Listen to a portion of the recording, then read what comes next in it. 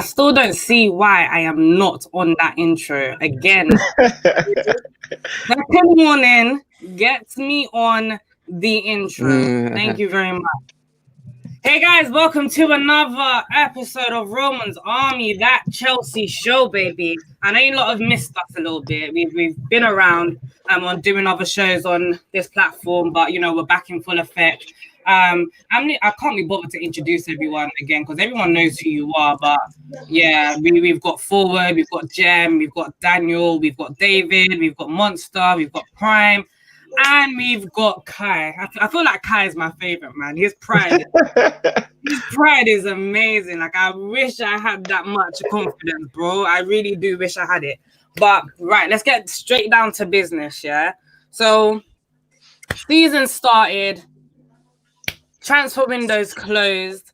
I need us to go around and just discuss how this transfer window went. I need you guys to rate it for me out of 10. What you think we could have done better, where you think we could have strengthened, where have we strengthened, what? So I'm gonna start with Forward because I haven't heard from you for a long time. How you doing? Where do you think we strengthened and what do you rate this transfer window out of 10?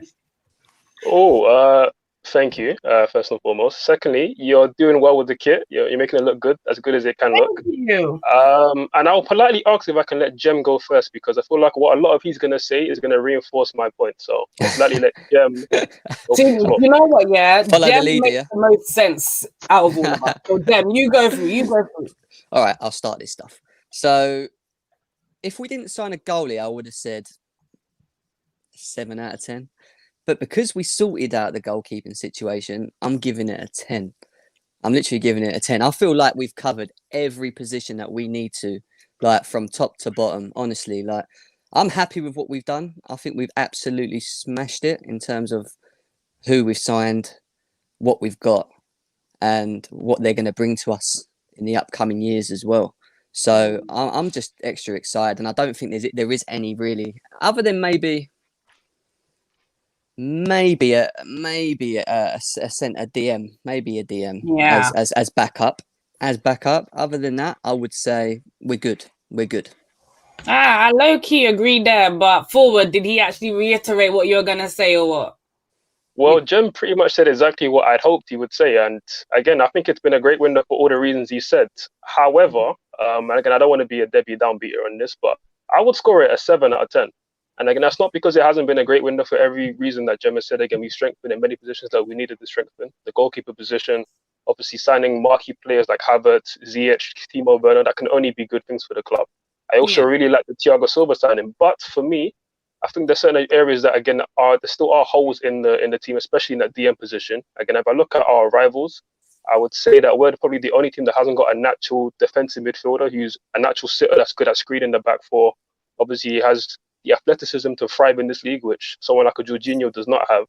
So I will look at that, and I think it's a bit of an L on our part. I also look at our outgoings, and I would say that we've got too many players in the squad. I think we've got 3 first-team left-backs.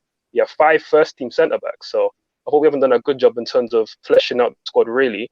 And look, I mean, I have to be honest, we moved Ruben to Fulham. Like, I've got to give us an extra mark down just because of that alone. So yeah, definitely. Yeah, I think it's still been a great window. It was always going to be a great window, given the context of us basically having to fill in for 3 windows worth of a window in just in a couple of months, and obviously with the COVID climate as well. But yeah, great window, but it still could have been a little bit better. All right, I feel you.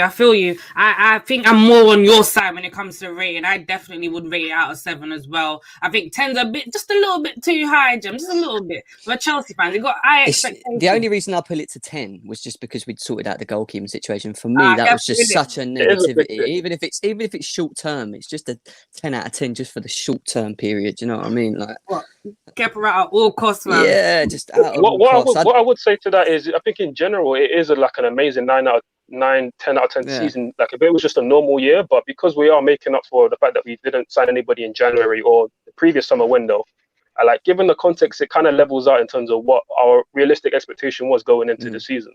Yeah. I'm gonna go next to Daniel. Daniel, tell me about your ratings for this season. Where we could have strengthened, where we went well. You tell me, talk to me. I think if we're being honest, like I lean towards the gem side of things because I think we've been spoiled a bit. Because really and truly, think about it. When we were talking about what we needed, in the transfer market, we were saying if we can get maybe a winger and then add maybe a centre back, it'd be a great window. And then having a goalkeeper would just like be the icing on the cake. But we can't expect too much because you have to remember, like if we roll up the tapes, a lot of people are saying getting 3 players in the 3 key areas would have been a great window. Do you get what I'm saying? So I think we've been spoiled this window because I did not expect this many signings. Like Havertz was there. People were saying, how can you be getting Havertz? You need a defender. If you get Havertz, you can't get a defender. What do? We get Havertz and get a defender. So I think it's not a 10. I wouldn't say it's a 10 because just based on the fact with the outgoings as well, I think we've got too many players in the squad, especially when you've got big characters as well who were supposed to go. But obviously because of COVID and the context, we couldn't get rid of them. But I still think it was a very, very good and solid window. Like there's parallels between this transfer window and when Abramovich first came in 2004. So like this is the first time he spent like this in a long time. Like so we can't really complain. Like we can't complain. So what's the exact number that you're rating it? Exact number. I'd give it an 8. I'd say the DM thing is we got a little bit cheeky, I think, as Chelsea fans, because think about how many players we bought and we wanted Rice on top of that.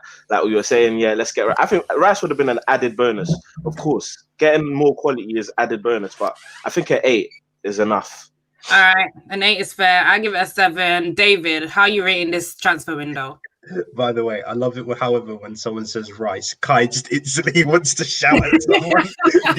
By the way, I don't like his face, man. I just don't like his face, man. By the way, you know what he looks like. You know from the movie The Hobbit, he looks like that pale orc. That's what he looks like to me, man. I'm just not a fan of his, man. But yeah, Daniel, say your thing before I go. No, I was just going to say that I don't think Rice is the answer, but it's obvious that Rice is the number 1 option. And when Lampard wants... make a difference. Yeah. If you want... And whoever Lampard wants, it's seemingly so that Abramovich gives him that person. So I think we've just got to accept as a fan base that Rice is coming, whether we like it or not in it. So, yeah. I agree with Dan. I give it an 8 out of 10. I feel like we covered a whole lot more than we actually needed to. Like, we needed a creative player, a winger, a goalkeeper and a centre back. We got all of that. On top of that, we also got Havertz, also got Werner as well, who I think is going to be mad. Once he starts playing strike, I know he started off a bit slow. Once he plays striker. If he's Prime. Today we are positive, okay? Positive vibes. Werner is playing striker today. Werner is playing striker, right? And when he starts playing striker, the FPL managers who have swapped him out are going to regret it. They're going to regret it. So I'm happy with that. I'm not going to lie. I'm giving Werner another week in my FPL, then he's gone. Yeah, same. I'll back you on that. But like, honestly. Yeah, no, it's been good. Everything we've got, we needed. I think again, like everyone's talking about Thiago Silva. I think Ben Chilwell is a real upgrade on that left back spot. Upgrade. We saw it in that first game. Guy looked different class. Outgoings, I was a bit annoyed because Ruben, fair enough, loan him out because the guy's not confident right now. I was annoyed about Ross Barkley. I thought Ross Barkley has uses. Like you saw it in that Villa game against Liverpool. Guy can run at defenses. When he picks up the ball and he runs at people, it's a problem for some people. So I was a little bit annoyed about that. Ruben, I didn't mind too much. We probably needed to shift one more centre back, but apart from that, I don't think there's much to complain about. Yeah, I agree. I think, keeping Barkley was definitely the key this summer. I really don't understand what Lampard's thought process was when he's told Barkley to, Daniel, don't do that. I know what's the thought process. Sell everyone but Mount. That's what's the thought process, man. Listen, leave my boy Mount out of this, yeah? We're not doing this. Leave my boy out of your mouth, bruv, yeah? Yeah? All right, say nothing. Monster, tell me about your rating for the signings. You've been waiting for this, isn't it? Monster CFC in the building. Listen, this window was a 9 out of 10. And the reason why I rate it as a 9 out of 10 is it's like Forward and Dan said, we got the right players in, we didn't just buy, we bought smart. So Chelsea were looking to, you know, spend big on a centre-back. They realised Thiago Silva was free. They've gone out and got Thiago Silva on a free. We didn't have to spend money there. We used that money and put it into other positions, in it, which is very smart. We got the goalkeeper, which we needed in. We got everyone we needed, except obviously that DM who, you know, can give Kante a rest at times and things like that. But also, I don't think people talk about it enough. We got two very good young centre-backs in Malang Sarr and Xavier Mbuyamba, which people don't speak about enough. We got a 16-year-old goalkeeper the other day, which people don't talk about enough as well. I can't remember what his name is, which is very good business as well. So in terms of that, it was a great window. The reason why I wouldn't give it a 10 is because of the outgoings. We have 5 centre-backs, and we actually have 4 left-backs if you count Ian Maatsen as well, innit? Who should have been pushed through this season. He should have been the backup to Chilwell. We should have got rid of Alonso and Emerson, innit? But otherwise, Chelsea have had an excellent transfer market. 9 out of 10, you can't go wrong. Like Daniel said, if we ask for more, we're kind of spoiled, you know. So yeah, it's been a great window. Yeah. All right, I feel you. But then again, Chelsea, like we've always been spoiled for choice. So if I want more, innit? Like that's just that. I feel like we're like Roman Abramovich's kids, you know. Like we are. He must be like spending money on his daughter and that. Like I feel like one of them. Like he really treats us well, man. Like, do you know what I mean? He's Big Daddy Roman, fam. That's what I call him in private. Big Daddy Roman. I wish, man. No, I wish. No. Change my story. I'm begging you. I would abandon my own parents, man. From when he was like, hey, can you be my son? I'm like, all right. I'm like, all right. I'll tear my birth certificate in front of my parents, man. I don't know you, man. I'm moving. Facts. Prime. Tell me about the transfer window. How would you rate it? Yes, Prime. I'm happy. Oh my god, that was a whisper, bro. Bro, you're whispering, Prime. Turn it up. You've gone dead. You guys are very quiet. It's so sad, yeah, because Daniel actually bigged you up and then it came out. Yeah, I know. I gave him his entrance. All right, whilst Prime fixes his sound, Kai, talk to me about the transfer window. What's your rating? I loved it. I love the transfer. The reason I love the transfer window is because we improved our attack. Like we literally changed our whole attack. And if you look at our attack in the last 5 seasons, bar last season, we scored the least amount of goals out of the top 6. You know. So that's the fact that we had a new attack, and what people really undermine is the fact that all our attackers are in that good age, right? Like they're all young, 21, 23. I think the oldest was Ziyech at 27 in his prime. So I'm really happy with him. And like the guy said, we basically dealt with we had like a stopgap signings as well, which is Thiago and Mendy, right? So these guys can hold the position. You know, add experience to our team, and at the same time, next season we can go and get that goalkeeper and the center back we need, because basically that's the only area where we kind of lagging off. You know, other than that, I'll give it an 8. That's it, an 8. An 8. All right, these are gonna get clipped, yeah. So I'm just letting you know now. Terry's watching and he's clipping these. So if our signings come back to be very shit, just remember that he's 8 gonna allegedly. 8 allegedly. No, allegedly. Say it with your chest. If they all play well, you know.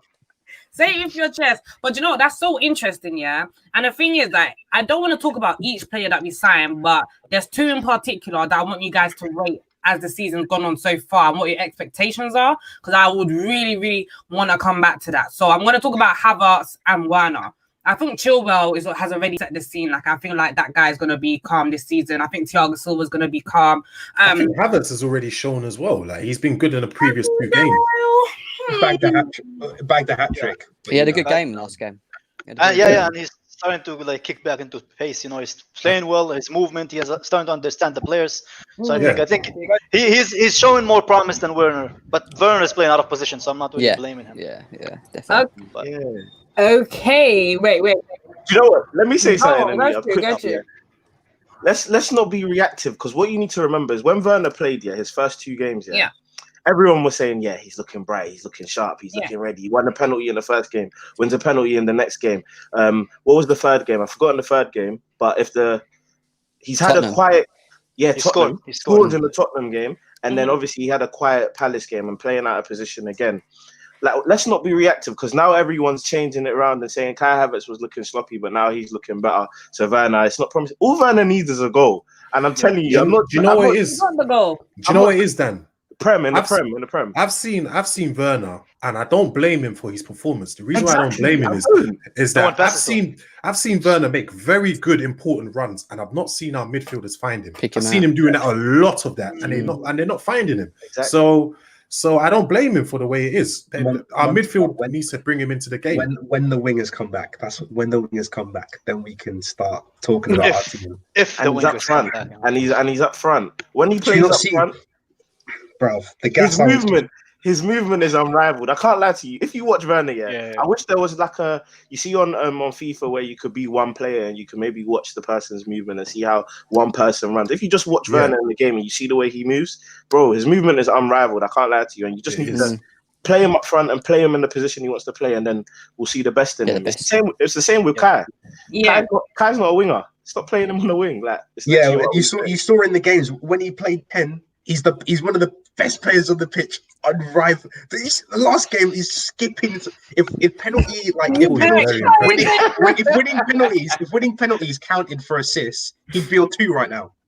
This is guy is different class. He's different class. For me, Two to get the best out of them two players, they have to be as close as possible to each other. Yeah. That's it for me. Sorry, I got Christensen as DM. Sorry, that really shocked my eye. Come on, man. I mean, to be fair to him, he would have to win less headers at DM. Yeah. No. So Dave, no. it's not happening. Yeah, he already misplaces passes as a centre back. Imagine Exactly. counter attack all over. Imagine Christensen trying to do like a little Cruyff turn in the middle of the Oh my. Yeah, no. Or a step over the turnstile goal. Oh man. No, it will be embarrassing. But back to the actual point, yeah. Okay, what's your expectation? What are you expecting to see from Havertz this season? So I'm gonna say on a scale of 1 to 10, how good is Havertz gonna get? Oh. On a scale of 1 to 10, and I'm quoting you all on this, yeah. Be confident in your chest. Is this just his peak performance, like one game peak performance, or his like average level? His actual season. The whole season. The entire season. So Havertz's base level, as in him, how he should be performing. Like okay.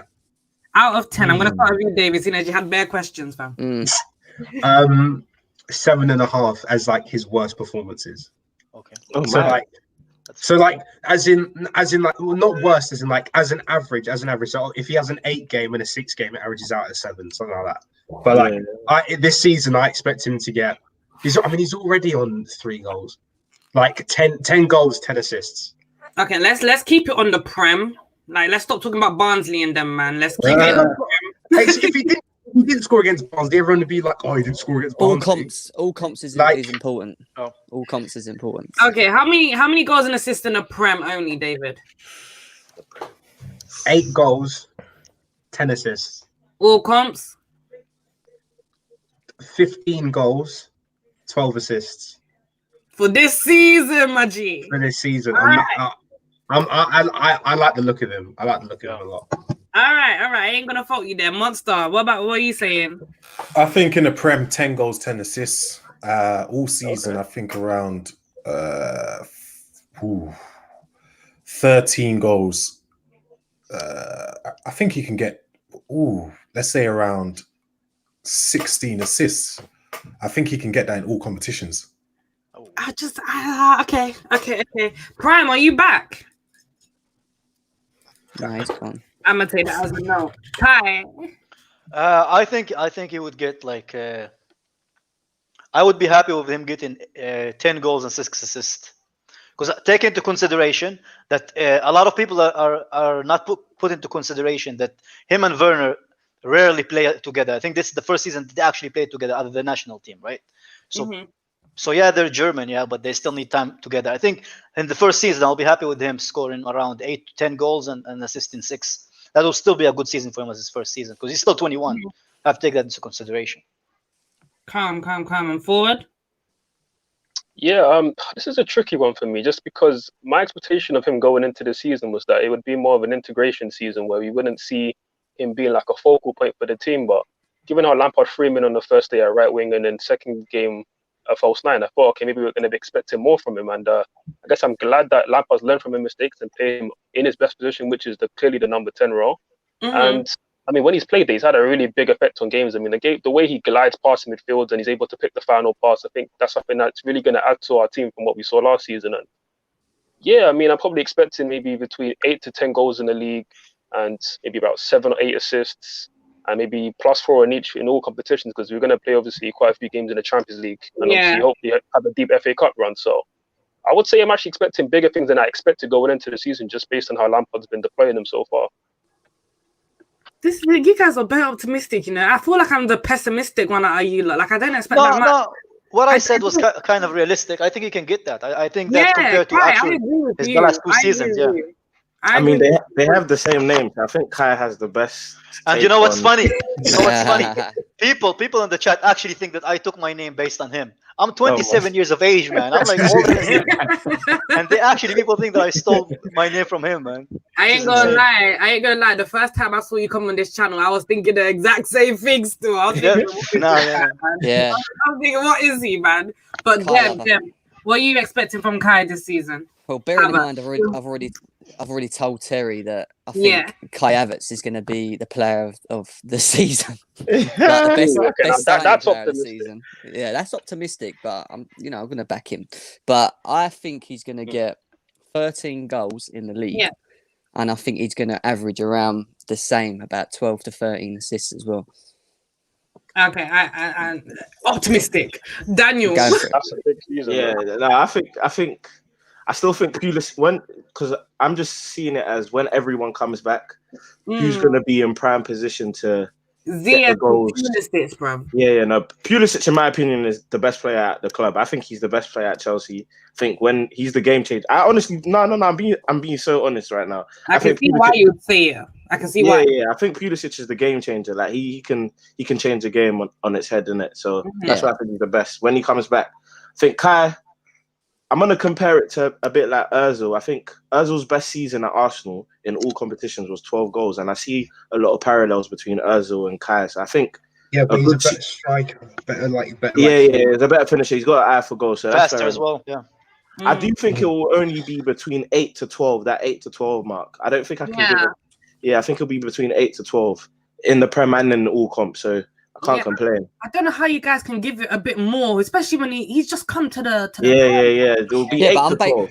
No, but think about it. How many assists has he got right now? He's got one official one in the Prem.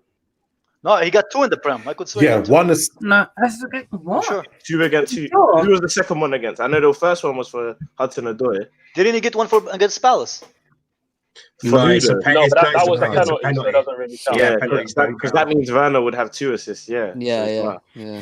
So I don't think out of how many games we got left? 34 games. I don't think a good 10 assists or 11 assists is not realistic. No, Am I the only one who thought that he has, like, the way he plays better when Mount is not around him, when he has Kovacic around him? No.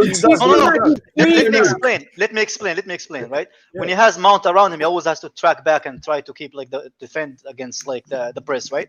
But when he doesn't have Mount around him, you can see him everywhere. Like against Palace, did you see how he was everywhere? It's not about Mount. It's not about Mount himself. It's just about players playing the fact that he leaves space. Mount just leaves space. The positioning.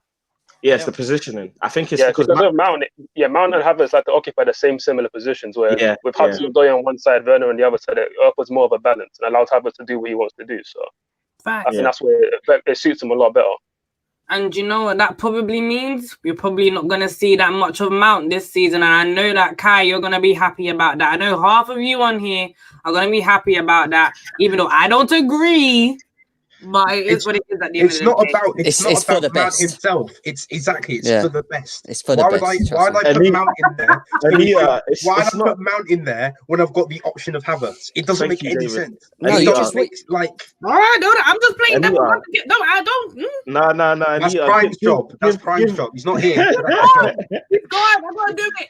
Give the If best only- lineup. Give the best. If only lineup Lampard with cared Mount what in you it. guys think, I would be so happy, Listen, give Mason Mount. All right, this is what you do with Mason Mount. You start with Kai Havertz and you give him 20, 30 minutes per game, and you take Yeah. Kai Havertz Isn't off it? for him. Could you That's all imagine you do with Mason Mount's amazing pressing with 20 minutes to go. He's gonna get to people a lot faster. That's his, No, but That's Anita, his be thing. honest though. That's Could his you thing, make man. could you make a good lineup with Mount in it, considering what you've seen from this season as well? Could I make a good lineup with Mount in it? Fit in our summer signings as well. Fitting our summer signings. Yeah. all of them. all of them. No. I'm genuinely playing devil's advocate. Like, Fair enough. Starting 11. Like, nah.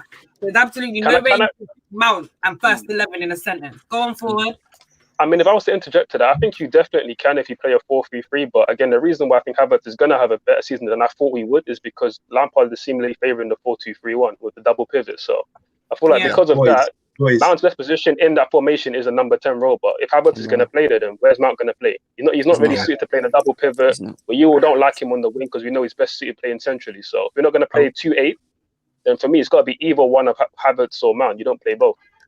I would like I think just to say I think Havertz you just waste got an Havertz. assist. Yeah. He just got an assist for Germany. Did he? There you go. Did he?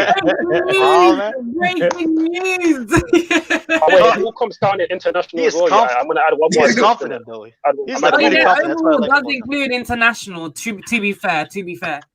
There we go, my boy. That's my guy. That's That's how you know David is a fantasy football Premier League player. He just takes all kind of assists, man. Even the ones that don't really matter to us. Penalty. No. I fully back it. Penalty assists should count as assists. I don't care. They should do. Yeah. Nah, man. Sorry, no. I hear it. No, I don't hear it still. Come on, what is that? We're signing like Man United at this point. Like, come on, man. No. But you've won the pen. You've won it. That's got. You've got. That to is take an some assist in credit. its way, isn't it? Yeah. It's an If you're through and go and yeah. you're about to score a goal and they bring you down, it should count as an assist because you Assist created it, a chance. yeah. Which gives a penalty. So We would never get that penalty otherwise. I feel like that just gives a lot of people a way out, being like slandered, like how penalties always count as, as a goal, for example. Like for Harry Kane, without his penalties, how many goals would he be on? Type thing, I'm not saying, I'm just using an example. Yeah. I like Harry Kane. Don't click this. I like Harry Kane. In the Prem. He's crap. No, I'm joking. That was if you're going to use an example for penalties, you can only use Bruno Fernandes at this point. It has to be. But, for me, I think penalties, we've all watched Hazard in the Premier League win countless penalties where he's driving at players, and obviously if he wasn't taking them himself, it should definitely count as an assist because he's created it by himself to win a penalty, which is a goal scoring opportunity. So, for me, that's an assist. As much as, let's say, Bruno doing a 2-yard pass and then Rashford or Martial runs past 5 players and puts in the top corner, it should be an assist. Yeah. Whoever's operating the Football Terrace clips, stop it. Stop it. Right now. KJ. I know it's KJ. Yeah, it's KJ. No, I'm playing. But let's quickly dive just really briefly onto Fish Curry's question here. So he says, what is Lampard's style of football? It seems like freestyle. Does anyone, because I can't, does anyone want to debunk what this guy has just said? What is Frank Lampard's style of play? Can you not see it? I think it's very obvious what he's trying to do. I think it's very obvious. To be fair, I feel like almost. It's effectively what you want to do is you want to get to the. No matter how you do it, whether it's a cross-field ball, you pass it around the back and you pass it into the fullback. What you want to do is you want to get to the edge of the box and have 2 options of either cross the ball in. No, 3 options. Cross the ball in, have the overlapping fullback and then cut back, or pass the edge of the box and hope someone's there to shoot the ball. That's what I see. David, what is the style? That sounds like waffle. I can't lie to you. No, it's just like waffle. No, it's just like possession football. It's not like because we have a lot of possession of the ball most of the time. It is just possession football. It's intelligent waffle. Shall I tell you why? Shall I tell you why, David? Because basically what you described to me is a passage of play. You haven't described to me a style. Well, it is. Like, Yeah, that's what I'm saying. I'm confused what people mean by like style. He's not obviously sent them out and been like, oh yeah, if you see an open man, pass it. That's not what he's doing. Like, no, but if I ask you what's Klopp's style of play, you could definitively tell me what Klopp is trying to do. It's called gegenpress. It's gegenpress. Yeah. With each Chelsea, player, you could tell me what they're trying to do. Go ahead, Monster. Chelsea do. If you look at the last Crystal Palace game, and it's something I've not really seen much. I didn't really see much of last season. I saw a lot of as soon as Zaha or anyone got on the ball, I saw 3 players from Chelsea jumping them. I saw a really good press in our last game, and I think we're going to take that forward, innit? I get what you're saying in terms of there was a lot of pass the ball to Reece James and cross, but there was a lot of that in it, and I think we kind of do need to stop depending on Reece James, because last season the reason why we lost so many games is we were getting targeted on that right hand side. Do you know what I mean? Mm-hmm. So I do think maybe we need to fix it up a little. Lampard is probably doing that, innit? That's Chilwell. That's the advantage of having Chilwell. And that's what I'm saying. You've got an actual fullback there and not Marcus Alonso, who's a bust going forward and backwards. And you've got a winger that can assist in Ziyech, which means you ain't going to rely on your right backs as much because you've got someone in front of him that can create that. Do you know what I mean? Do you know what? If I'm honest, I feel like we use this word, just vibes, and just we're joking around with it. But sometimes, I feel like sometimes just vibes it's not bad if you've got good players and you could tell you're good players when you get the ball, do your thing. Like I feel like Hazard, there wasn't too much tactics with him. It was like, because remember when he Hazard and Inshallah, bruv. That's what it was. Like literally, but I feel like we have a lot of good players. Of course, he's implementing a attacking type of fluid football. He wants his fullbacks to go and attack as well, and obviously be mobile enough to get back as well. I just think that if there was a criticism of Lampard, and the reason why in my rankings of the inexperienced managers I've put Arteta above him, is just that I just think with what Lampard's trying to do on a game by game basis, it's not clear. It changes game to game. Like one of my friends I was speaking to about Chelsea, and we were talking about it, like when you watch Lampard's first game, his middle game, and his most recent game, can you say it's been consistently the same? And I don't think so. Do you get what I'm saying? So that's the only criticism I have of Lampard, that there's no definitive style that he's sticking to and going with.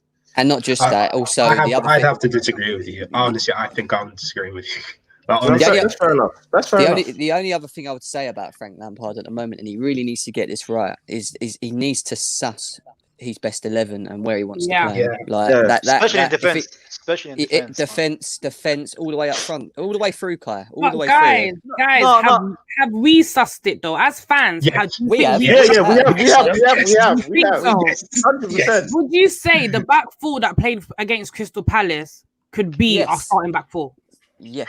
Well, again, we don't really have a choice. Like in attack, we have good attackers. We can rotate them. But in defense, we rotate one, we concede 4. Like the main reason we played Aspi instead of James on the weekend is because of Zaha and Eze. Those two, like dribbling at Reece James, you don't want having an overload. So you have Aspi there as that stable defender. But then, David, you say that, but last year, remember, home and away, Reece James played and pocketed Zaha. That's why I know that. But for me, it was a smart thing to play Aspi. I get personally that. For me. I get it. That back four for me. Go on, David. Jem, go. No, Jem, go. No, that back four for me plays against the top 6 teams throughout this season. Like that is the back four. Like no Rudiger, no Christensen, and no. I guess for Tomori, certain games, you can change out Aspi for Reece James in it, but otherwise everyone else remains the same. Yeah, 100%. I think attacking wise, Reece James is like levels above him, but defending, I don't think there's many in the league who are good as Spelaqueta on 1-on-1s. No, there's not. Aspi on the floor, arguably, is the best defender. Aspi on the floor. Oh yeah. In the air. Why is everyone confused about what jersey I have on? It's the Chelsea. She's got the Crystal Palace jersey. The Crystal Palace with the Chelsea logo on it. Nah, you lot are fucking it. This kit is delicious. Like, it's actually delicious. That It's kit is sexy dead. Yeah, but you think the Yes. PSG kit's delicious. Listen, I don't like listen. it. That PSG kit is naughty. That That is is naughty. That is naughty. One at a time. One at a time. I didn't hear everyone. What'd you say, Forward? I know we were just all loving the PSG kit. I don't know how you can't like that kit. Yeah, that kit what? is naughty. Gold, but what is it? Gold, burgundy, and black. What is that? That kit levels, different levels. Different I levels. have ordered it already. Jem's a working professional. He doesn't see style anymore. No, mate. Listen, I just like the color blue, bruv. Anything to do with red, but blue. You know, I did it. Nah, that kit is beautiful, man. You're crazy, honestly. But anyway, we diverted. Werner. Yes. Werner. How many goals are we expecting? How many assists are we expecting? 45. Monster, tell me. Talk to me. I am hoping Werner can get around 18 goals.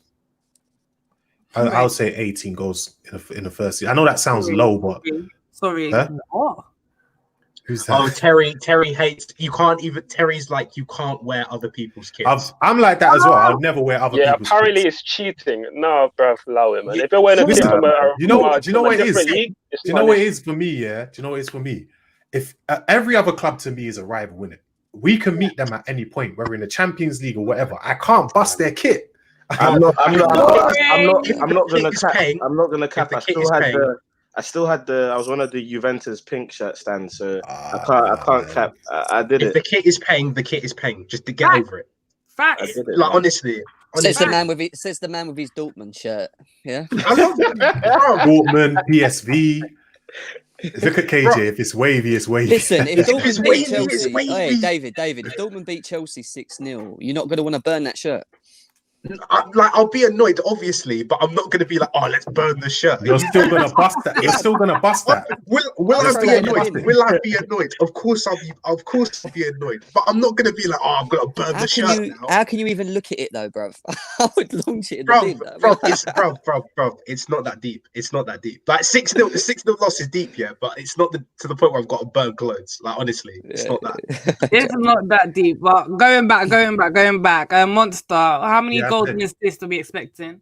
I don't know about assists. I can't give a number for assists. Maybe 5 to 10. Like, I don't think that's not really going to be his job in it. But I expect around 18 goals in it, and I think he can reach that goal tally in it. It's nothing too much for him in it. But also, I expect we're going to get a lot of goals from the whole team. Because if Chelsea have always been that team, barring Drogba's 28 goal season, and I think he had 26 for another season where he was both Golden Boot winners, and Anelka's 19 goal season. And even if you go back to Jimmy Floyd Hasselbank's Golden Boot winning season, Chelsea have always been a team where the goals come throughout the team, innit? They've never been dependent, except maybe on Hazard, but they've never really been a team that depends on one player to get goals in it. So, yeah. Just 1 second, Terry. We get it. You're not buying Man United's kit. We get it. You're not financially supporting your own team. Let me financially support PSG. I'm begging you. They don't All I'm need saying, it. Terry, by that logic, then you're not a Man United supporter. So what's your point? He doesn't buy the kits anymore. He doesn't support No. the I'm saying right now, Terry is not a Man United supporter by his logic. Facts. Is it me, or did Terry say that if someone spends £500 on a super chat, that he will wear a Liverpool kit? He'd have to buy one. He did say that. He did say that. Wow. There goes the dub. But anyway, KJ, clip that one. Find that clip. Clip that one. you want to see that clip? Clip it.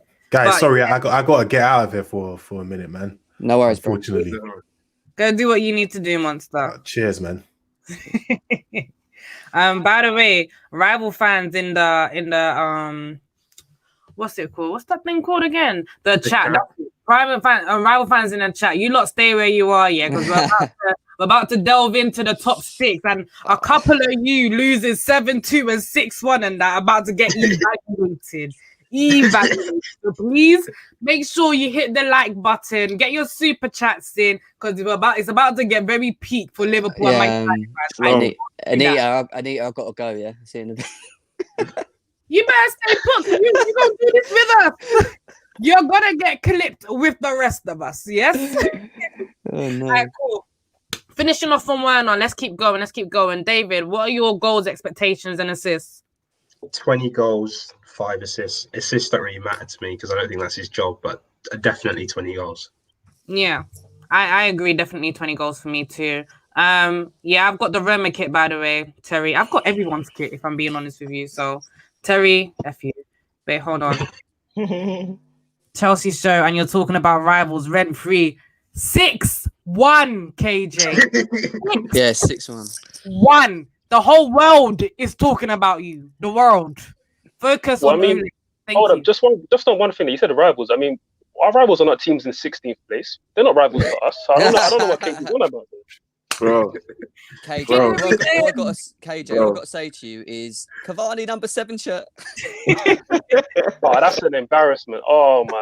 We're gonna get into all of it. Don't worry. We're gonna get into it. Everyone, hold your horses. Hold the horsepower. Hold it. Daniel, how many goals and assists are you expecting from Werner this season? Yeah, like everyone said, assists don't really matter to me. Yeah. But in terms of goals, I think it's important he gets about 15 goals in all competitions. Yeah. 15. So yeah, Just I think 15 is all right.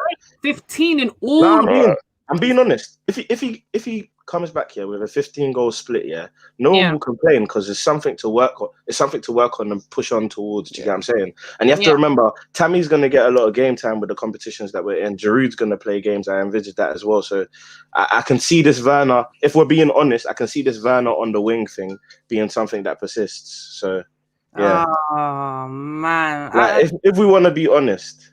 But you know what's mad? I don't feel like Werner's too bad on the wing, you know. Like I kind of get I don't know. I feel like he's you can't play him there. It's worse than Moisondo on the wing. No. The reason why he looked good there against Liverpool is because there was space. They allowed, and we didn't even utilize him on the wing as well as we should have, because he looked very sharp in that game. But when you play against a low block, playing Werner on the wing literally takes his whole game away from him. You need to play him in the middle where he can work in small pockets of spaces, even if he can't run in behind, and can quickly finish, dispatch. And that's his best position for me, isn't it? If we're talking about the problem with playing Werner and a striker is that because of the way that Werner moves, they're going to end up playing in the same position.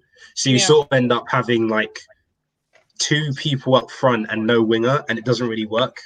And then, as Danny said, when you play against a low block and he doesn't have the space to run in behind, out on wing, he's not that great. Yeah. The biggest thing I don't disagree with that. Go on. I'll let you go, Joe. Go on. I'll go on, which is my point is there's nothing wrong with Werner when playing on the wing, drifting inside him, almost acting like a second striker, because now we have a left back who can carry and pretty much operate the entire left wing by himself and chill. Yeah. True. And for me personally, I don't have an issue with him on the wing. It's just when he's playing almost like a left mid rather than like a left forward, and you're seeing him having to drop deep and dribble the ball. Like I've seen Werner for Germany and Leipzig, and I know he's not a technically gifted footballer. He's not a great passer of the ball. His first touch might be a little bit sloppy, but I know he's a gunman. This guy is a finisher. If you get him in the box, he will put the ball in the back of the net more times than not. He's got excellent finishing technique. So for me, I've got no issue with him playing off the left as like a second striker, is similar to what Mane and Salah do for Liverpool. And that's the only way where most of the top goal scorers But that's not how Lampard plays him, though. Like, I literally took a screenshot of Lampard playing as a left mid, not even left, like a left forward, a left mid. I remember that, man. He's literally on the left mid. I have a screenshot. That is the thing. I don't like him when he drops too deep, and I think naturally he's going to do that when we're playing against a deep block, because he's not maybe had as much experience doing that with obviously in Leipzig with the German League, because everybody likes to play more of a higher line and press from the front. Against Palace and West Brom, these guys were just sitting back on the edge of the box, and Werner's like, "What the hell is this? You guys don't want to play football?" Like, he's not really used to that. But again, he will get used. He will get used to it. And again, I have no issue with him playing left wing, because if you look at our upcoming games, and even let me just even bring it up, because I know we got Seville. We got Man United coming up, so that's an easy 3 points. Southampton. Why have you said that? Why have you said it like that? It's an easy 3 points. Clip this right now. Man United, easy 3 points. Anyways, back to what I'm saying. I love it. Man United. Watch them turn into prime Bayern Munich against us. It's only Man United, boys. It's only Man United. Look, back to the You're going to be turned into a remix, I'm telling you, man. Southampton with Havertz. Yeah, they play really good football. So they're going to press us from the front, and there'll be more space for Werner to exploit. Same with Seville, same with Man United. And I'm saying that they're going to be easy against Werner to score, but these games are going to suit him a lot more against the likes of West Brom and the likes of Crystal Palace. So again, when these teams play up high against us, Werner on the left can work. Definitely. All right, Jem, you've been waiting patiently. No, do you know what? He answered it really. He said everything I was going to say. I think what kills it for me when you see Werner playing on the left is that his natural abilities is his pace and getting behind the defence. And when I see him in our box trying to challenge and win tackles and things like that, I'm just thinking to myself, what are you doing? This guy needs to be up there, not back there. He's just ineffective. You can't.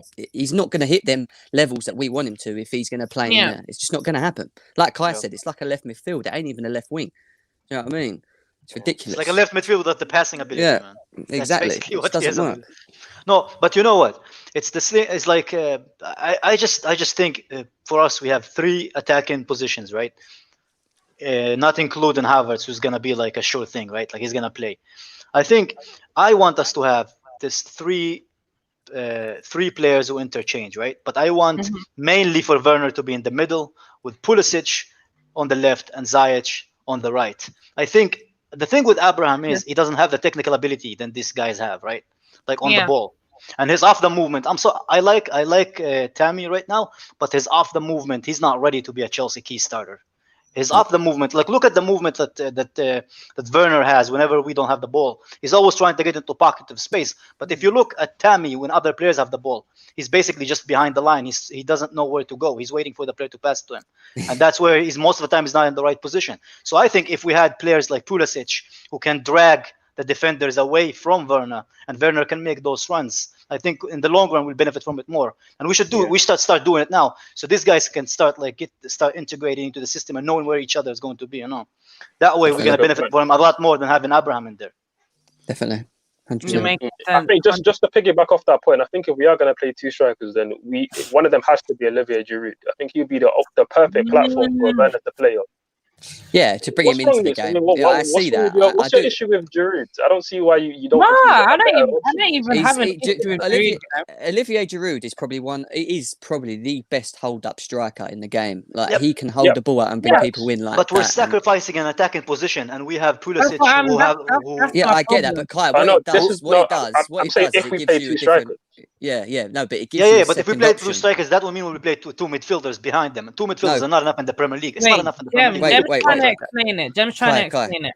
As a second option, it's good to have, because if you're going to play Werner, say we play Werner, which we will do through the middle consecutively, there might be games where he goes missing. He's not getting enough. He needs a bit of support up there. He's struggling against the solidarity of the defense that he's playing against, because they're big guys, aren't they? That he's playing against. Bringing Olivier Giroud into it frees up one of the defenders, but also brings him into the game a bit more. Do you see what I mean? So it's an option. But I just think against those small teams that sit back, every counter attack matters. And I think in a lot of the previous seasons we had an issue whenever we try to counter attack. Most of our attacks just go out wide or wasted, or William just shooting it and hitting one of the fans in the back. It's just like, so we need to utilize those counter attacks. And I think that 3 pacey attackers in the front is better than to have Giroud when we start. We can have him whenever we are struggling to when we are struggling to score. But I just don't want us to start with him. And I think it just looks sexier if we had those 3 attackers. Another thing that's going to be beneficial when we have Ziyech back in the squad is we'll have someone who can take free kicks and corners. Yes. Chilwell already looks really good on corners. I think Ziyech will be the actual one though when he comes in. And he actually runs up to the byline. It's amazing. The best thing about corners recently is actually beating the first man. I'm like, this is amazing. We've suffered. And people forget now, that's the part of the game that I wanted Zouma to be better at, because he's got a tremendously he's dangerous and he wins his aerial duels. So now when attacking the ball, I wanted him to get better at that. Zuma's gonna become. I tweeted it today, and it got a lot of people were talking about it today. But I said Zuma's the most underrated centre back in the league. His 1v1 is amazing, man. Like him 1v1 against somebody, he's fast, and the way he anticipates the ball, he reads the game very well. He's very underrated. And he's only going to get better with Thiago Silva, because that's what I was trying to explain. It was hard to do it for the West Brom game because of the mistake he obviously made, but he's a calming presence. Like he controls the ball at the back very, very well, and it's purposeful passing, and that's what I like in the centre back. And his first touch is very underrated. Daniel, I feel like a lot of people feel like he just hoofs the ball, but he's actually very good on the ball as well. I agree with 80% of what you said. The only little thing that gets me with Zuma is when he has got the ball at his feet. I feel like he panicked. He looks like he's not sure how he's going to pass it sometimes, or he panics. I think with Zuma, it doesn't look aesthetically good. It looks quite clumsy. It looks like it, but really his passing actually is very good. Again, his passing accuracy numbers are all actually above average. That's till he's under pressure. That's the reason why I was pushing the Tomori over Zuma thing for a long time. If you had Kepa behind you, do the same. You'd always be worried that somebody's going to take the ball off you and just score to the back of the net. It's true. But it's true. Like on a serious note, I think the more he plays with Thiago, the more he learns off him. I think he will have, because he's still young, right? Like 25, 24 for a defender is very young. Still a young guy, right? So if he plays with Thiago and he starts trusting Thiago and he knows that behind him there's a 6'6" guy who can actually use his fingers to stop the ball, I think he'll start having confidence. I just think our defense, someone need to like grab Lamptey, just like shake him a little bit, slap him across the face and be like, this is our defense and this is what our defense is going to be for the foreseeable future. If one of them is off form, you can replace one. Not just keep trying this like different things, Right now, Kurt Zouma has more Premier League goals than Pierre-Emerick Aubameyang. That's all I have to here we say. go again, man. You guys are going to be turning into mixtapes, man. I'm telling you. Is anything I just said wrong? No. Yeah, but you know they're going to clip that. Why would you do that? Because it's a joke. It's a joke.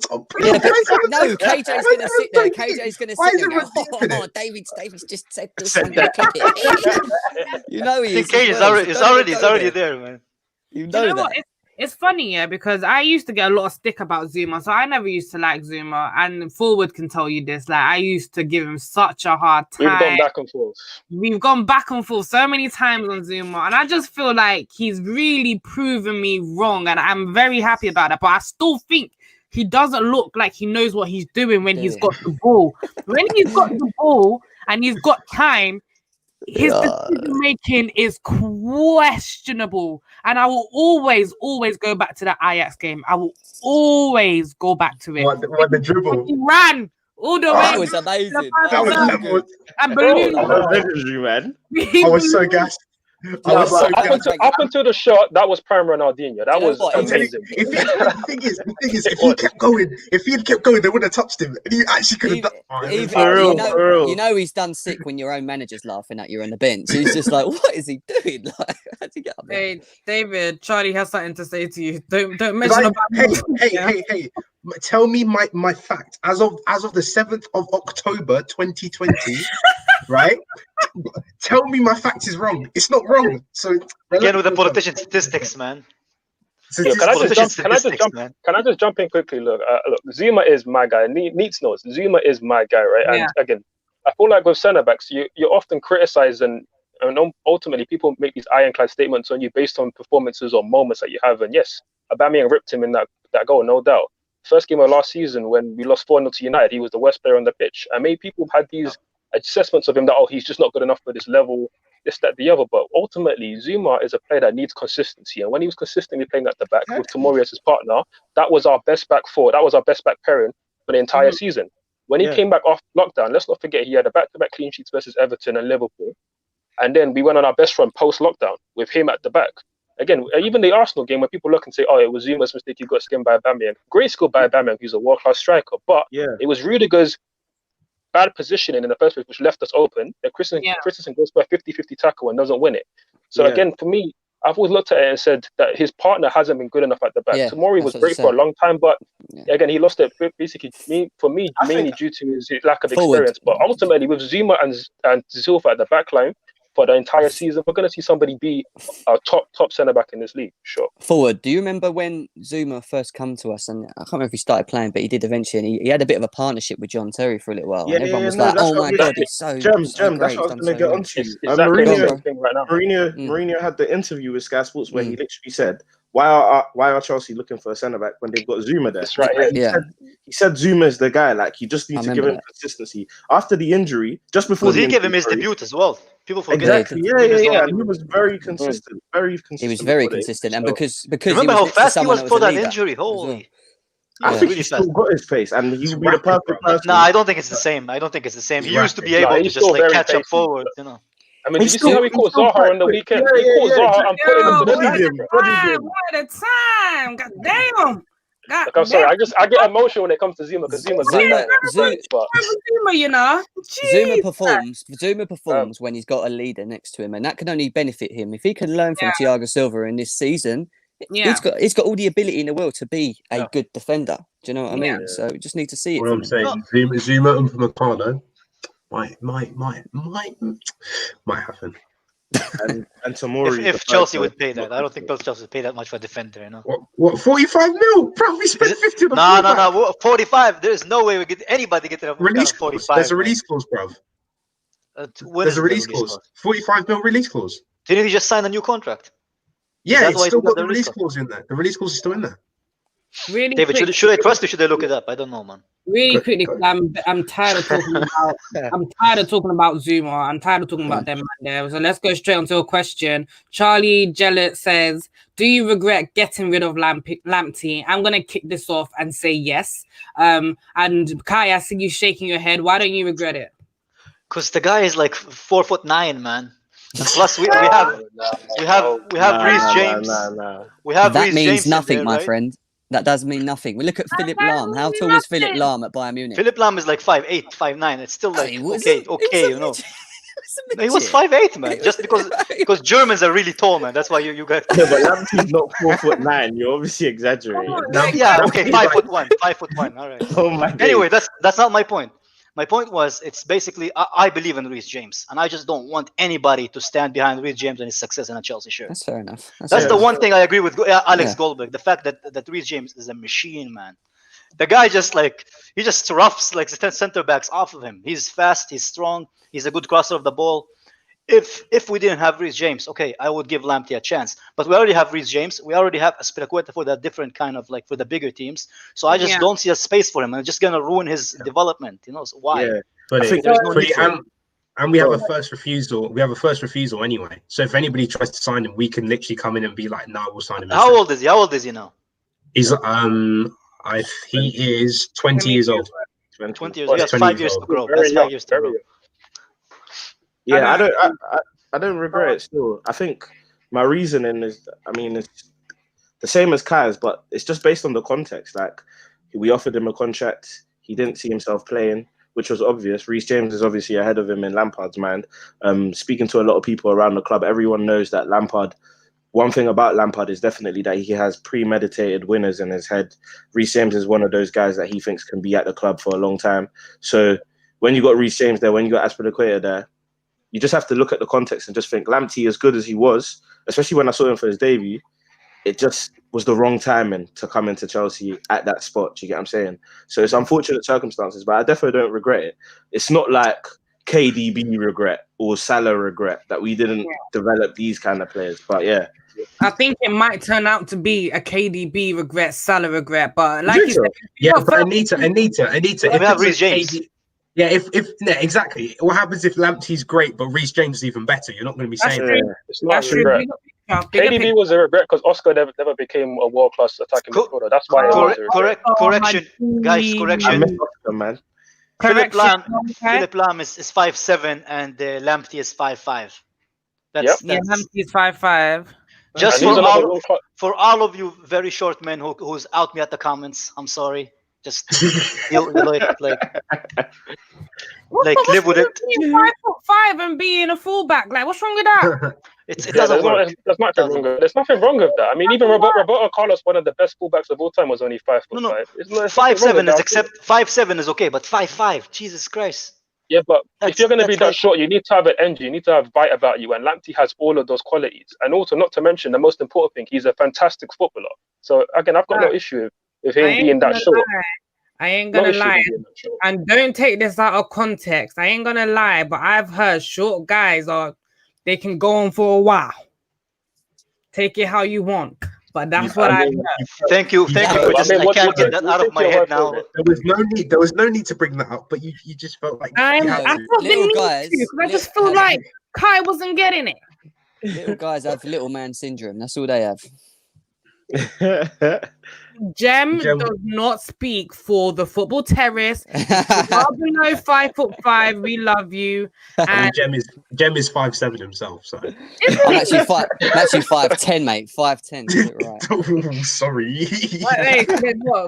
what are you saying? Everyone dropped their heights, yeah. Yeah. Well, I'm forward. How 6'2". tall are you? I see you smiling. How tall are you? I'm 6'1". Okay, never mind. Daniel, how tall are you? 6 foot. Are you 6 foot or are you like 5'10", like pretending to be 6 foot? Why is that a thing? Why is that a thing? It's a thing. It's a thing. Nah, Like, it's you not a know thing, how man. many times, yeah, I've gone to link a guy and the guy tells me that he's 6'1". I get there, I'm looking at him eyeball to eyeball. I'm just like, I thought you were 6'1". No. I'm 6 foot. 6 foot, man. Rounded it up, but I'm 6 foot. All right. Kai, how tall are you? 5'11". Kai's lying. Kai, you look about 5'3" in that chair. No, that little smirk he said after that little smirk he gave after he said Kai's lying. He said it way too quick. Kai's like 5'6" still.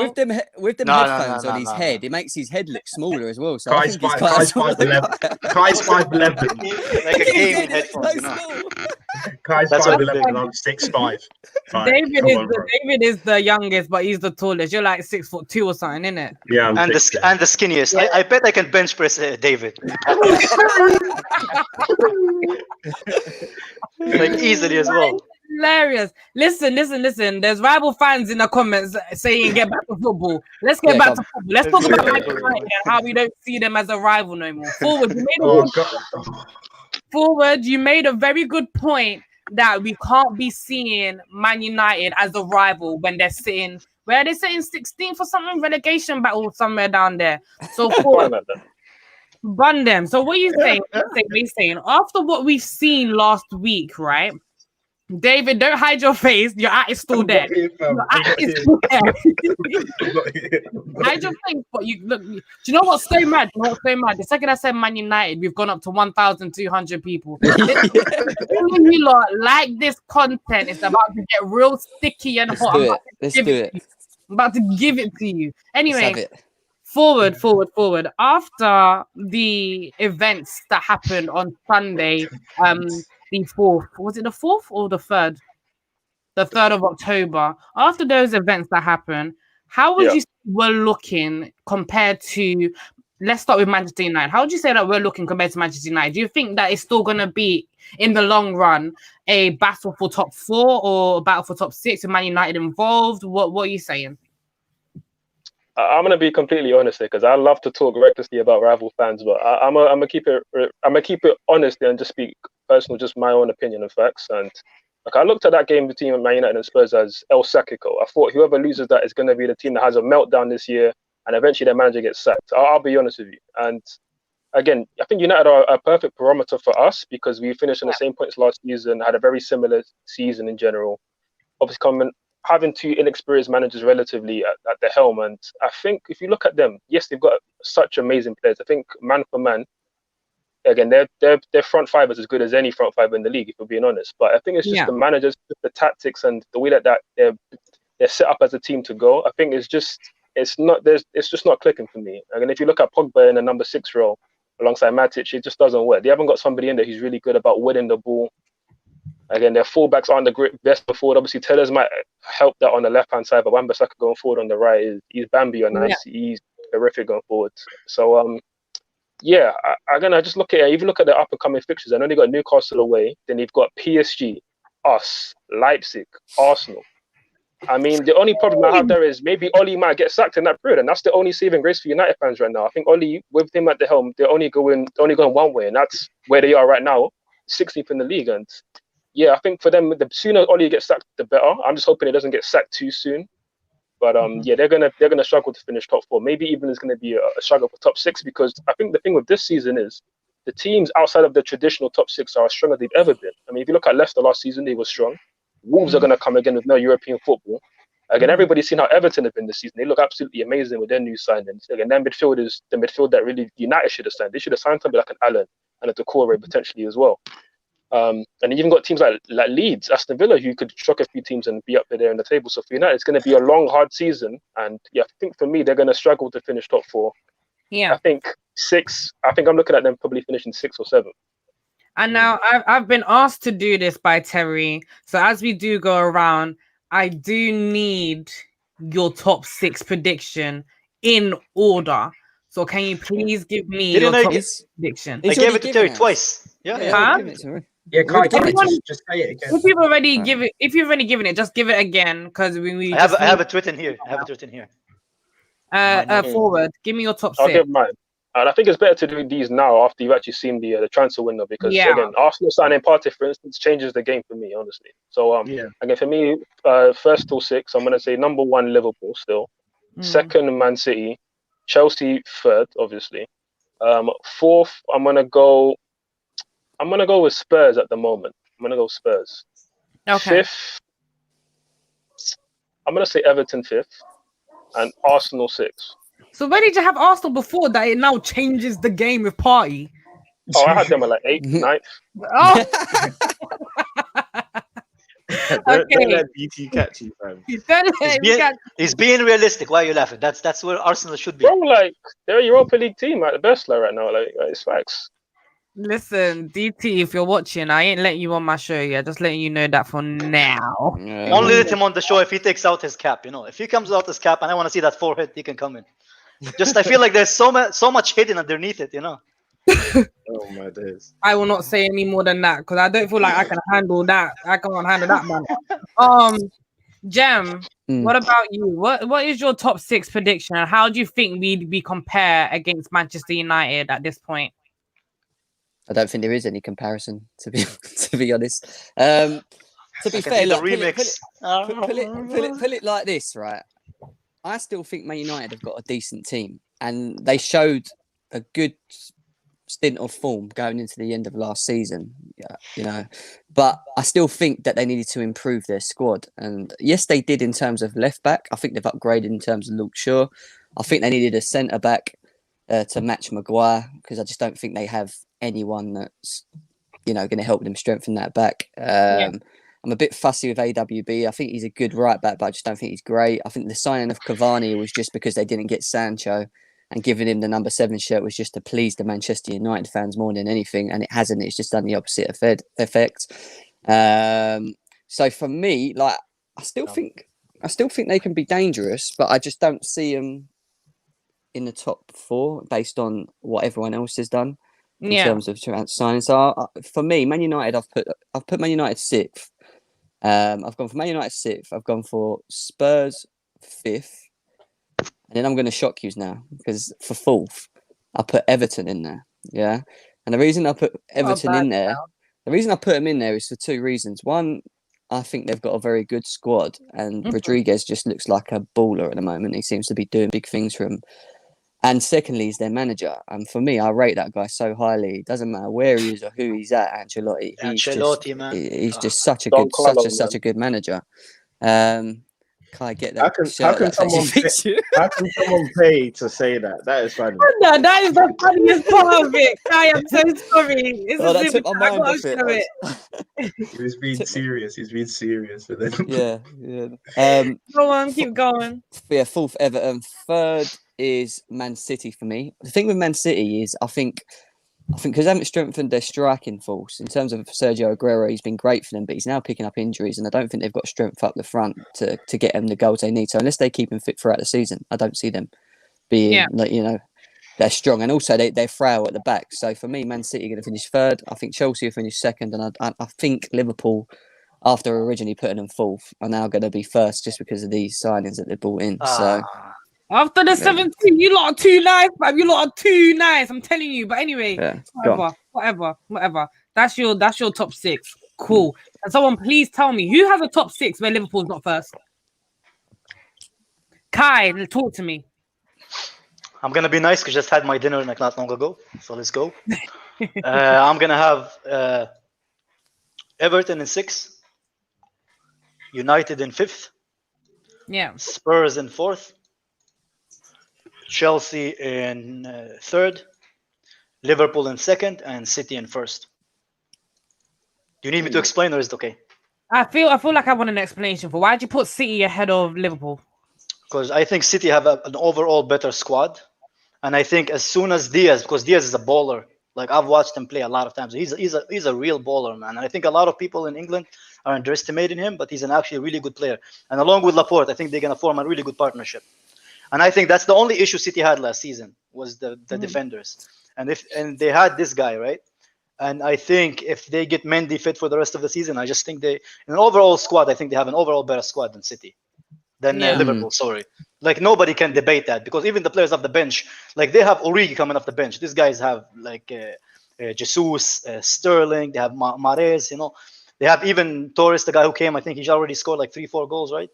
So I think people are just sitting on City, but are being hypocrite about the same thing that they're saying. Oh, but look at City's defense. Liverpool just conceded 7 to the team who just got promoted 2 seasons ago. I think people are just being hypocrites. I think if you look at it, it's not people are acting like Liverpool is like here and City is here, and I just think it's way far off, you know. Nah. Just to add to that point, I will say I think Diaz is a very key signing for them because if you look at it last season in the summer window, they were looking at buying Maguire. Then I think United put in an 85 million bid, and they were like, okay, cool, you can buy that guy for 85 million. He's not worth it at all. And obviously everybody's seeing that now, but they didn't address the issue that they had, which is they didn't have a real commanding presence at the back once they let Company go. And they didn't sign anybody, and we saw how they got exposed in the league and in Europe as well. So signing Diaz should, for them, hopefully fix that issue that they've had at the back. Obviously, Aguero is now back in training, so I do expect a sterner challenge from them for the title this season from City. But I don't know, when I look at Liverpool, again, they don't get a lot of injuries. Now, I don't know what is in that sauce. I don't know what I don't know what I don't know what PEDs they're taking right now because the way that they're running, it's the magical needle, you know. It's the magical needle they take, man. All I will say is, I mean, again, there are holes appearing that we've seen in 2020, and again, they got absolutely smashed on the weekend. I mean, again, to lose 7-2 to Villa, you're letting Barkley do that to you, really? It was mad. He did it before, bruv. I don't disagree. I think Grealish scored a hat trick. Was it Grealish who scored a hat trick? No, 2 goals. Barkley should have scored 4. Barkley should have scored 4. Fully, it should have been like 10-2. Not even. Yeah, it really should have been. But I think that was just a really bad day. And again, I think it just exposed the frailties that Gomez has. I don't think he's a top centre back at all. And I think Liverpool are going to look a lot. I think, for Liverpool, it really hinges on if they can get Matip back fit. I think if he can get back fit alongside Van Dijk, that's a really strong back pairing. And then if you can maybe put Fabinho in there a couple of games, obviously once Thiago comes back from the coronavirus, then I think if they have their full squad fit for most of the season, then I think they will win the league. But again, to Kai's point, Man City do have a stronger squad. So if both teams are tested a lot with injuries, with COVID absentees, then yeah, I think Man City might be able to edge it out. But for now, I still got Liverpool just ahead. Yeah. And you know what's really funny though? Liverpool fans actually argue that their squad is better than City's. Like if we go at their full 25 squad and compare it to City, like I think all of them would just be quiet. Do you know what? What I would say about 11, they're 11. No, I'm saying the full squad. I'm not saying that they're 11. I'm saying like. No, I get what you're saying, Kai. But I just think that with the way Klopp's system works, is that anyone who walks into that system just looks better than they are. I just think the Pep. I think the Pep situation is you say that, but you have Origi who everyone laughs at, but he basically won them the Champions League. So that was literally guys living off 2 goals. Literally living off 2 goals. Wait, hold on, really quickly. David, don't talk about the guy living off 2 goals when you still count Torres as one of the greatest. Excuse me. Because of that 1 goal in Barcelona. Exactly. Torres scores when it matters. Excuse me. Fernando Torres, I'm pretty sure. Fernando Torres, I'm pretty sure is part of the Premier League 100 club. All right. Divock Origi's not even there, so let's not go into that. I'm not comparing Origi. Yeah, but Origi's a role player, so you obviously can't have the same expectations of Origi. Do I care? No. David, are you done? David just loved the controversy. You know? All right, I just hate this thing of like, you throw anyone in Liverpool system and it magically they're amazing. If that was the case, they look better. They look better. That's not true. Where's the Liverpool players that he inherited? Where are they? None of them are there. If he actually made no, but that's a throwaway point because he obviously buys. Why is it a throwaway point? Danny, you said that he make anybody's sense better. So where are they? Hold on. Let me break it down for you. He's obviously buying players for his system. Where you have to give Klopp credit is that the players that he believes suits his system are the ones who. Henderson was considered one of the worst players in Premier League football before. That's pretty Klopp much came in. every manager. That's pretty much every manager. He's got if the you best fit out his of him. system, he's gonna play you. No, but Kai, he has got the No, best out but of him. did Van Dijk become Van Dijk Dijk become the best in the world under Klopp? Yes or no? Was Sterling good in Liverpool? Yes, he did. Was Sterling good at Liverpool? Yeah. Was Sterling as good at Liverpool as he is now? In No, City? he wasn't. No, that's correct. No, there you go. You can't just. Of course. I'm not. It's not about like throwing. I'm not saying Klopp is a bad manager. I'm just saying people are underrating Pep as well. I think they're both brilliant managers. I'm the last person who underrates Pep in it. But what I'm trying to say is, let's look at systems and which system has been effective in the long run. Do you get what I'm saying? And Listen, you can't sit here and knock a team. As much as I don't like Liverpool, and we don't. You can't sit here and knock a team that's won a Champions League and a Premier League. I'm not knocking them. I'm not knocking them. But this whole thing of going Liverpool system and you look better, and you're just gonna work. No, why now them? This guy who everyone's calling world class doesn't have a Premier League assist in 2 seasons. Fine, I'm sorry, like it's not. He's not there to do that, though, is he? He's a workhorse, What do you mean? Firmino's the worst finisher in the Premier League. It is, but he suits their. I think this is a pointless debate. This is a pointless debate. How can you argue? Yeah. How can you argue about a team number 10 who have a Premier League and have a Champions League in the last 2 years? Because I'm hearing them. You're nitpicking at the stats. You know what? Pep has 2 Premier Leagues in the row. Everyone keep quiet. Just real quick. Everyone keep quiet, yeah? Really quickly. We haven't even started comparing Chelsea to Liverpool at this point, but everyone's talking about them. Listen, let's stick it on Man United for now, because that's true. That's the closest, that's the closest that we can do. That's the closest we can stick it on at the moment. Flipping hell, bro! I didn't even get your pick, David. Flipping hell. He hates Liverpool with a passion. He does this. Honestly, that tin club needs to be fair. Anybody who says anything about Liverpool is basically he hates Liverpool to Liverpool fans. Criticism is good for you. The funny thing is, the Liverpool fan in the chat, criticism is good for you. Everybody gets criticism. You're not perfect. The funny thing is about Liverpool, right, is that they all think I hate Klopp and Liverpool. How can I hate Klopp when everyone roasts me about being a Dortmund fan? It doesn't make sense. The funny thing is, I like Klopp. It literally don't make sense. All right. Wait. Let's move on now, because this is getting a headache now. I'm getting a headache from this crap now. Let's just talk about our top 6. Yeah, go on, David. Spit it out. My top 6 is Liverpool first, Chelsea second. What? No, please. Just let him finish. Let him finish. You can be the best and still be overrated. All right, David, just finish it. Go on, please. I know we know what you're going to say. Liverpool first, second is Chelsea, third is City, fourth is Spurs, fifth is United, sixth is Everton. Fair enough. Brilliant, David. Well Let me come in. I'm saying David-like predictions. Two quick jabs. Liverpool, the worst Premier League champions in the history of the Premier League. The worst defending champions. The worst. As in, don't compare them to United 08. Don't compare them to Mourinho's Chelsea. Don't even compare them to Pep's 100 points. That's true. Don't tell me this Liverpool team is not in the top 5 of Premier League champions ever. Simple as. I don't need to explain why. But if you're letting Ollie Watkins score a hat-trick against you, and those are his first 3 goals in the league, then boy, don't disrespect Ollie Watkins. Liverpool needed a worldwide pandemic to win the league. All right, come on, Daniel, stick to the thing. I'm just joking.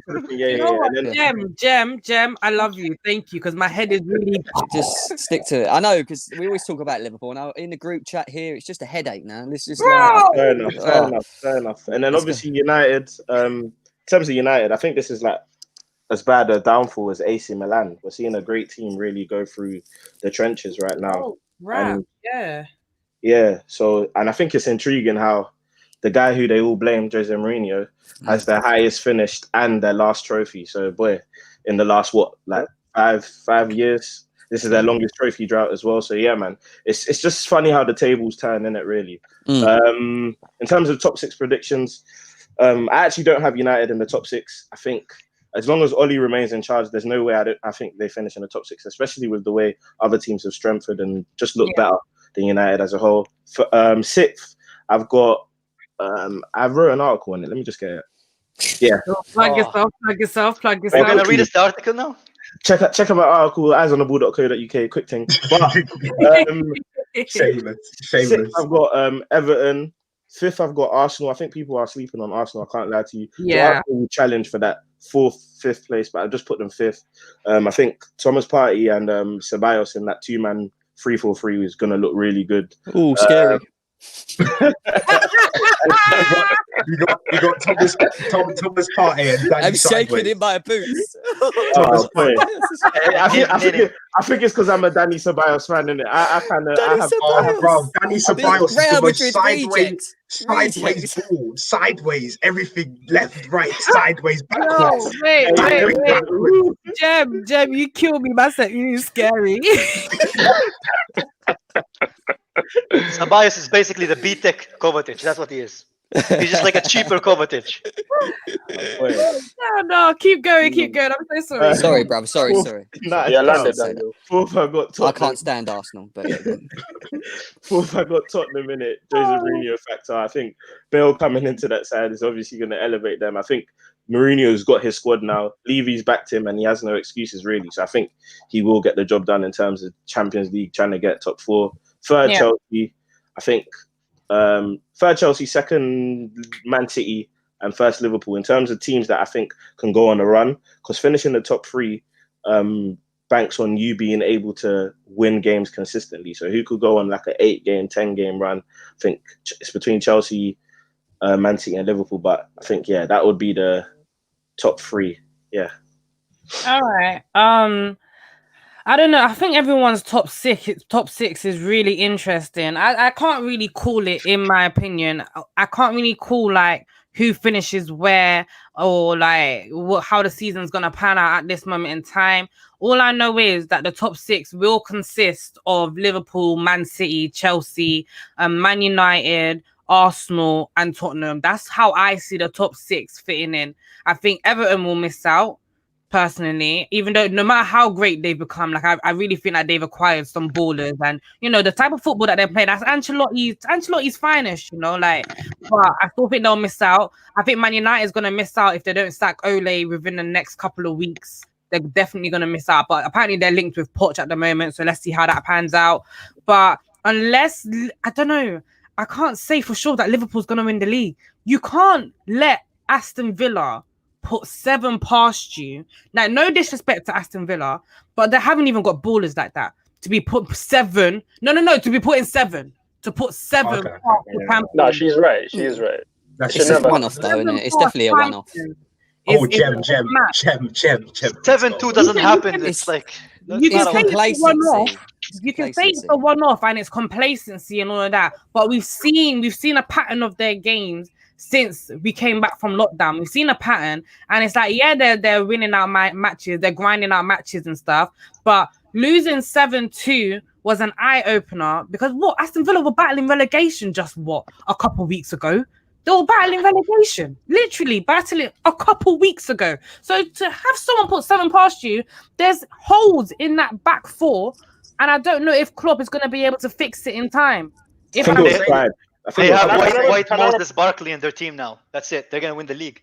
I've been saying it for a long time that I feel like even though Van Dijk is the most important centre back out of the 2, when Matip was playing, he was better than Van Dijk. I know it sounds crazy.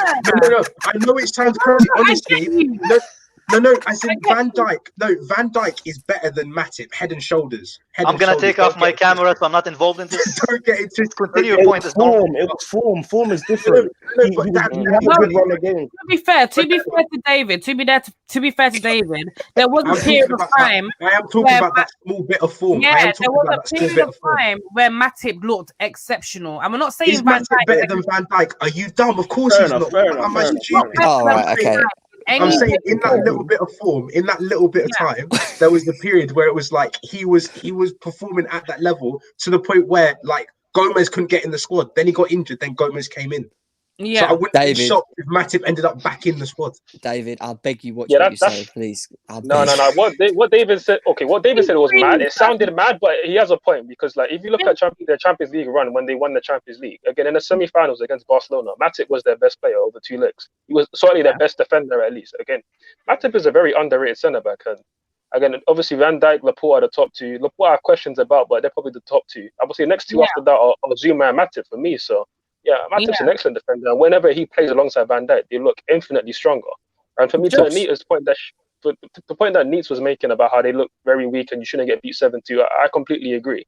But as good as Villa's players are with Grealish, Ollie Watkins, who I do rate highly, obviously Ross Barkley has his merits, you should never get beat 7-2 by a team like Villa. But it didn't happen because they were that much worse than Villa on the day. It happened because they stuck by their philosophy of playing that high line. Right.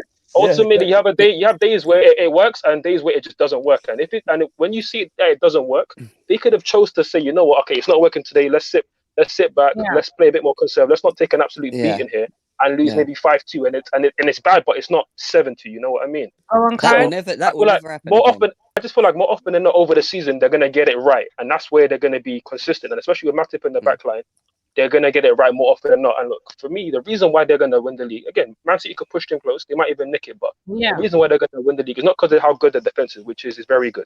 Thiago's gonna add to that midfield. He's gonna get the more ball retention. He's gonna be amazing. Yeah. We know what he's gonna do. It's the fact that they got 2 guaranteed 20+ goal in the league wingers. Mane and Salah are going to guarantee 20+ league goals. And if that's one something that of them, nobody else can offer. If one of them gets injured, or God forbid, both of them gets injured for, let's say, 3 months, they're done. Can I say on that? Can I answer that in one word? Let me answer that in one word. Go on. Diego Jota. People are underestimating that guy. They overpaid for him. Don't get me. No. Let me land. Let him land. They overpaid for Jota. But when you're saying, Origi's not this, Origi's not that, and I agree, Origi's good in moments, but he's not a great supplement of Salah and Mane. Diego Jota is. He's somebody that can come in and he can. Even in Aston Villa game, he created that first Salah goal, and he had some really good moments in the few games that he's played. Is Jota an improvement? Is Jota an improvement? Of course. Yes, of course. Yeah, he's a massive improvement. He's a massive improvement.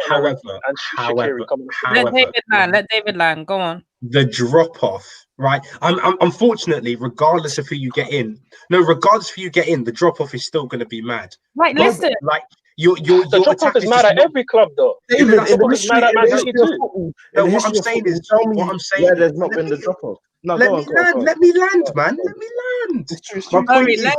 Let him land. What I'm saying, when the drop off is so like, unfortunately, because he's got Salah or Mane to go against, of course there's going to be a big drop off. But like that attack's just not as productive to the point where it's not dangerous, but teams feel like a lot more you can go at them a lot more. Like when you see us without a winger, teams know, if we double up this side, the other side's useless, especially when we had Marcus Alonso over there. Yep. Like teams have a different mindset when it's Mane, Firmino, and Jota. It's different to when it's Mane, Firmino, and Salah. David, this is a classic case of if my grandma had wheels, she would have been a bike, fam.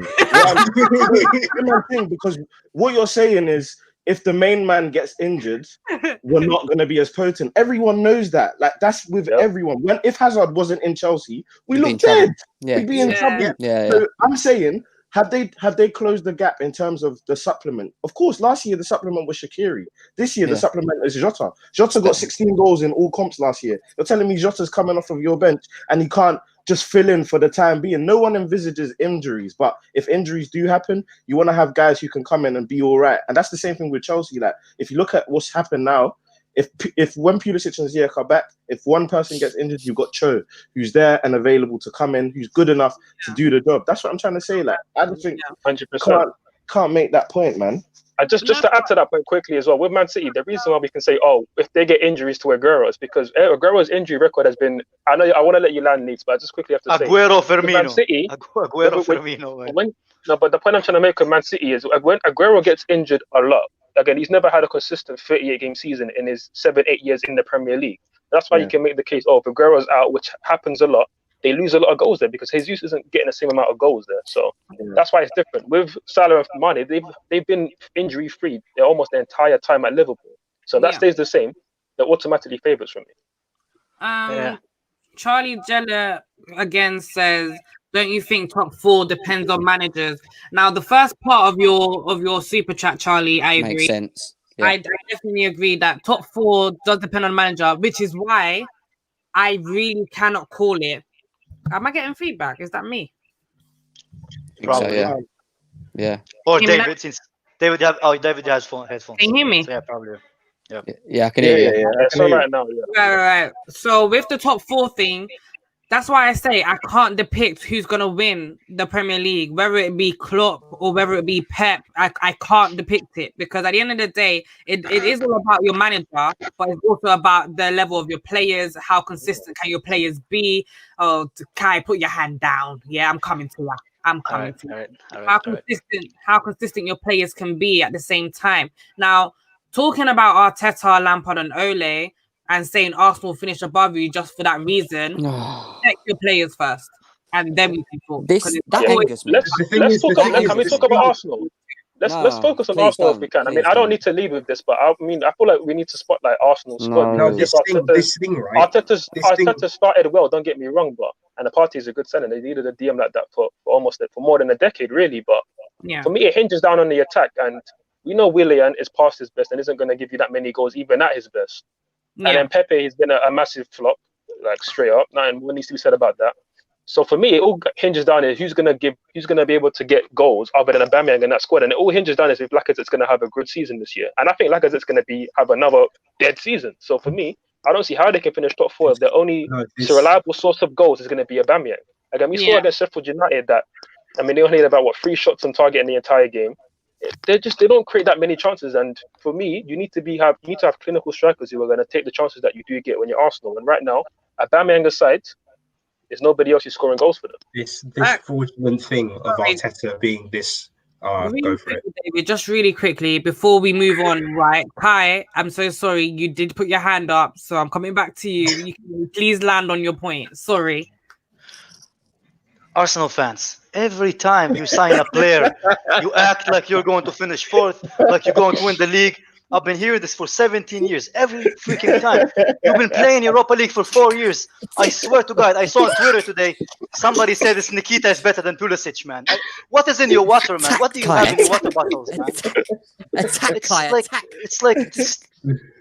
like there's a point where you need to see a psychiatrist, man. It's like, oh, man.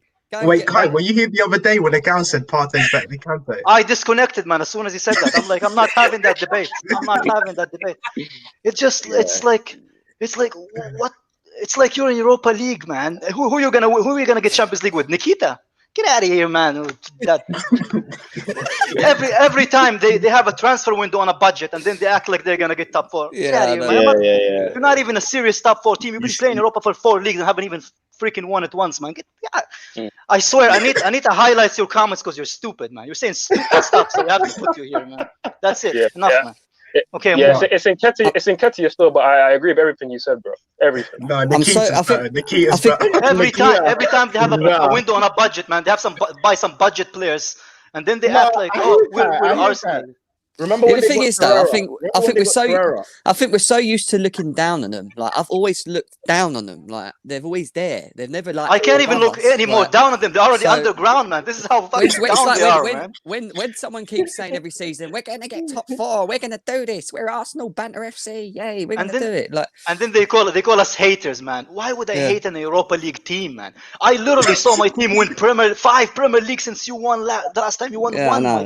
They even got a Champions League, bro. They've not even got a Champions League. Not even a Euro. Do they even have a Europa League, man? I even fucking doubt it, man. 4 years and you couldn't even won it once. Didn't they get knocked out by Olympiacos, man? All of a sudden they act like they're gonna get top 4 and win the Champions League because they signed Partey, and all of a sudden apparently is better than Kante, even though Kante played in a World Cup final. I'm like, man, put down your pills, whatever you have, your Xanax or whatever you take, and face reality. You're an Europa League team. You're a Europa League team. You're a Europa League team. Accept it. Enough. Like I said, I'm looking at you. I'm looking so much down on you. I'm looking underground. That's how down you are. Leave us alone, man. You're not in our team. You're not even in the same situation They're as us. irrelevant. You're an FA Cup team. That's your level. We in 2004, 2005, we kicked you. In 2004, 2005, we kicked you to the FA Cup. The FA Cup is your level. Stop sending super chats.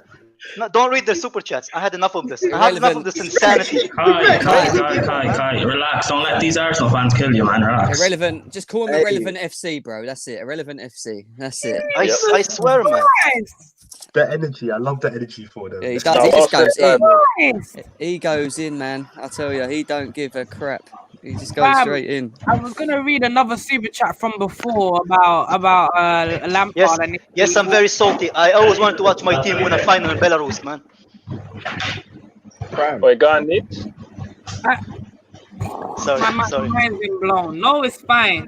It's fine. Is it Prime's? Yeah. Anita, mute him. That's it. Thank you.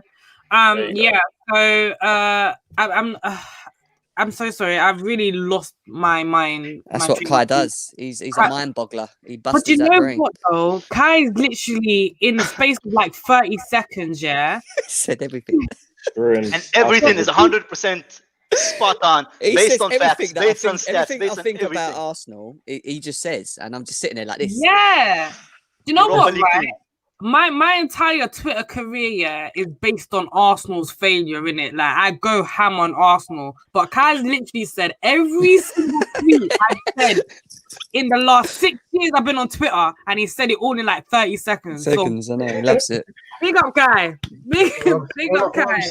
Again, but this thing with Arteta, this superior tactical manager, and I'm sorry, right? He finished eighth and he lost Olympiacos. Kai. All I have to say is, in half a season, I saw Di Matteo win an FA Cup and a Champions League double. All right, them first 4 to 6 months mean nothing. You have to actually properly perform over 2 years before you could start calling this guy tactical, this, that, and the other. I'm hearing them go, 3-4-3. Now we don't need that anymore. We're gonna go to a 4-3-3 and start attacking teams. Please do that. David Luiz back four. That's what I have to say. If he was at Chelsea, finished 8th and won the FA Cup, he would get sacked, man. Literally, we would sack him. Like I'm not joking. We would sack him. No. I'm moving on. Let's go. I'm moving on because Jesus Christ. All I wanted to know was if we would literally going back to my first point, I just wanted to see how we can compare to Man United. Yeah, and now we've done Arsenal. We've done Liverpool. And we've done Arsenal when we're talking about Man United. Right. That super chat got me. I'm sorry. I'm just gonna leave it. I'm even gonna compare us to any other club. I'm just gonna leave it. All I'm gonna end on is this: I don't see a team that can lose 7-2 to Aston Villa winning the Premier League at this moment in time. Maybe Thiago comes in and he changes the entire perspective. Let's see how that goes. Hopefully he's back after international break. But until then, so what's the difference?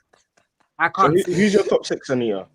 I told you already. I can't say who's the top 6 for each position, but I genuinely don't know. I don't know. In the comments, I just see someone just call Igal Lord Igal. Lord Igal craziness, bruv. Lord Igal, that just fucking cracked me up. Or like, Jesus Christ. Thank you. Never mind. I'll keep it PG. Allow him. We like Igal. Yeah, I like Igal, man. He's proper cool. He's deluded like them, but you know, we'll move on. Next one. But anyway, it's not him, it's the pills. Yep. Moving on. Unlike certain fans that are in the chat bringing on super chats, we've got Champions League to look forward to, baby. Champions League talk. Top 4 talks over here, man. I love how Prime puts his camera back on. Like, yeah, we're talking about top 4. And he changed his clothes as well. He changed his clothes. What, to match the glasses? Yeah, is that what you're telling me? Yeah. He looks like P Diddy now. Are you in a mall, Prime? Prime, are you in a mall right now? You're muted, my love. Oh, Prime. Yeah, I know I'm muted. Let's go talk about this Champions League thing. Let's stop this Europa League talk. Arsenal fans can't chat to me. Facts. Right. Oh, that's been my motto for a long time. Arsenal fans cannot chat for me. They can't. But Europa League, yeah, we've got our group. Would anyone like to volunteer? Not Europa, Champions. Champions League. Champions League. Let Prime start. Anita, let Prime start. He's not been on another. Go on, Prime. What about our group? Yeah. It's a good Oh, group. why are you such a loud play?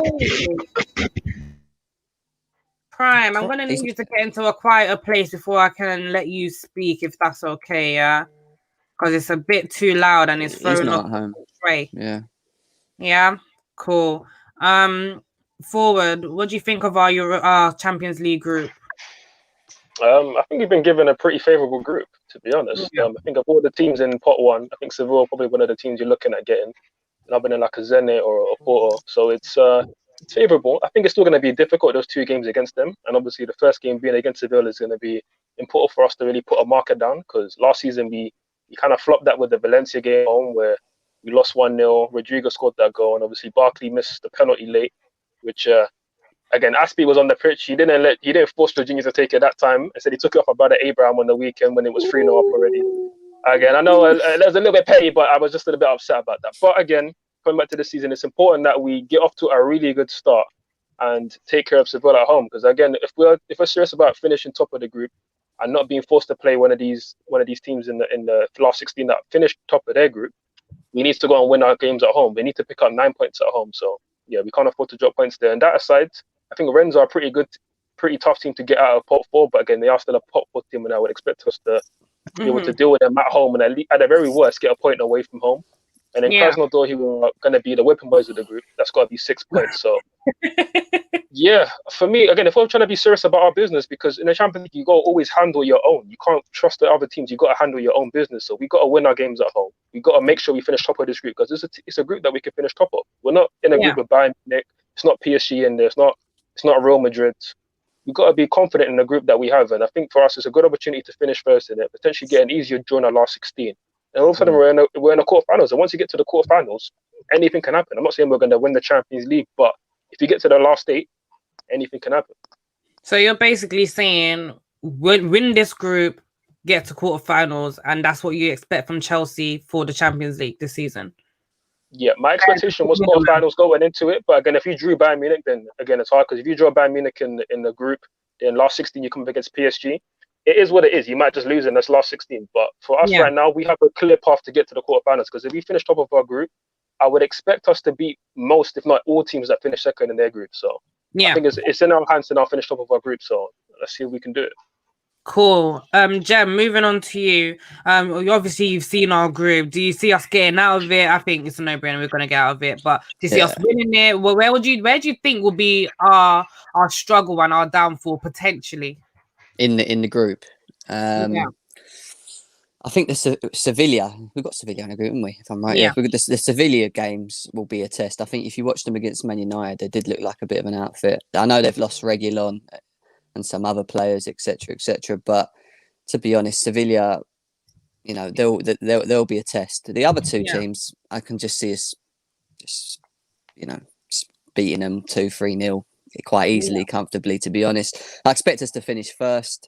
I expect us to go into finish first, and then obviously be seeded first for us to have the best option in terms of the next games we play for the last 16 and the quarters. Do I think we can get to the quarters/semis? It just all depends on the teams that we get on the way. If we, like I said, Forward said, if we get like a Bayern, then maybe not. But you never know. You never know. So I expect us to just dominate, really. Sweet. And Daniel, are you on the same general consensus with that? Yeah, I don't think there's much I can add to that. If we were going to come unstuck, it would be the Sevilla game.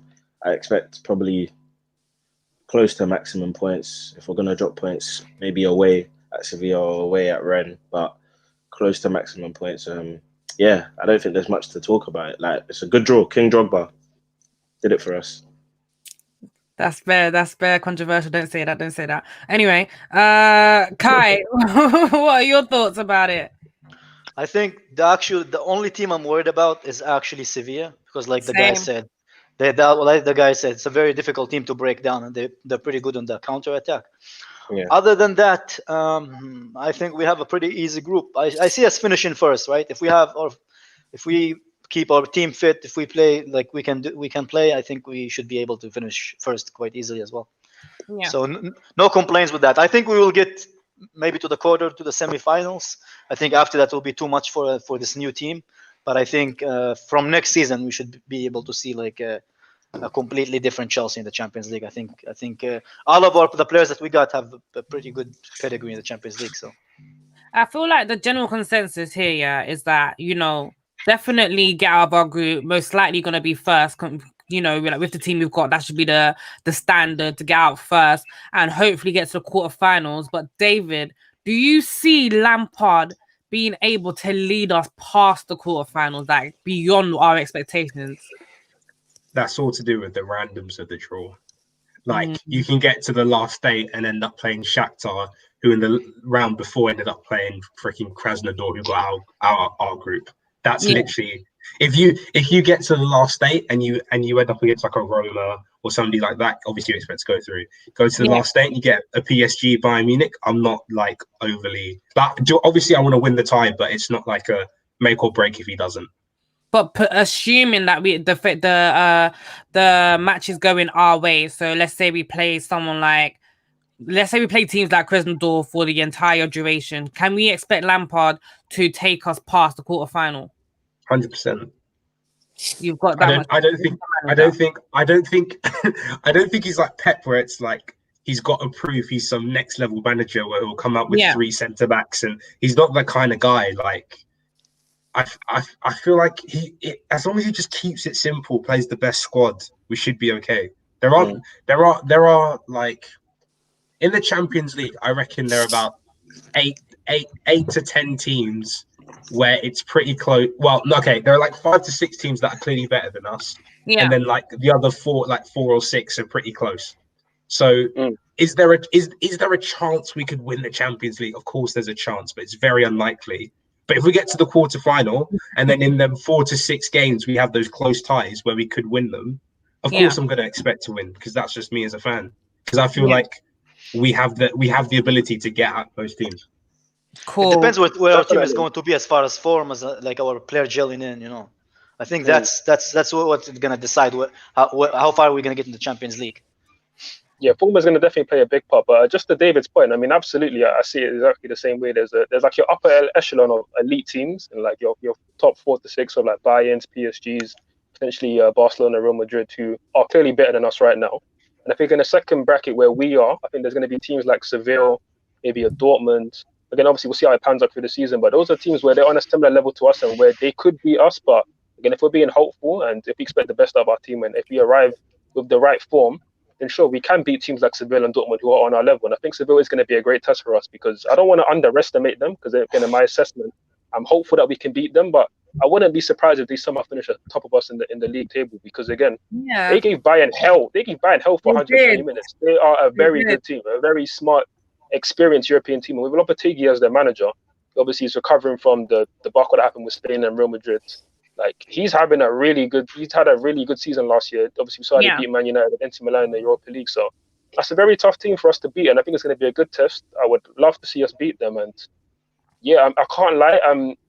For me, what I want to see most out of this Champions League tie, obviously, is to see Lampard just show some simplicity. Because again, I think there is real genius in simplicity, and not to overplay it in some of our games tactically. So hopefully, when we get to these last stages, if we do get there, I want Lampard to not overthink it like how sometimes Pep can do in the Champions League, and really just play your best team, go out with the right tactics, and try and beat these big teams, because I think we can cause a couple of shocks in the Champions League if we get it right. So what's crazy though, follow me if you can see this angle. Like, if we've got a fully fit starting 11, like how many teams? Obviously, we have to see how it all pans out in it. But if we really like believe in the players that we've got and the starting 11 that we have, and we're saying we're trying to get to that upper echelon in terms of get to that level.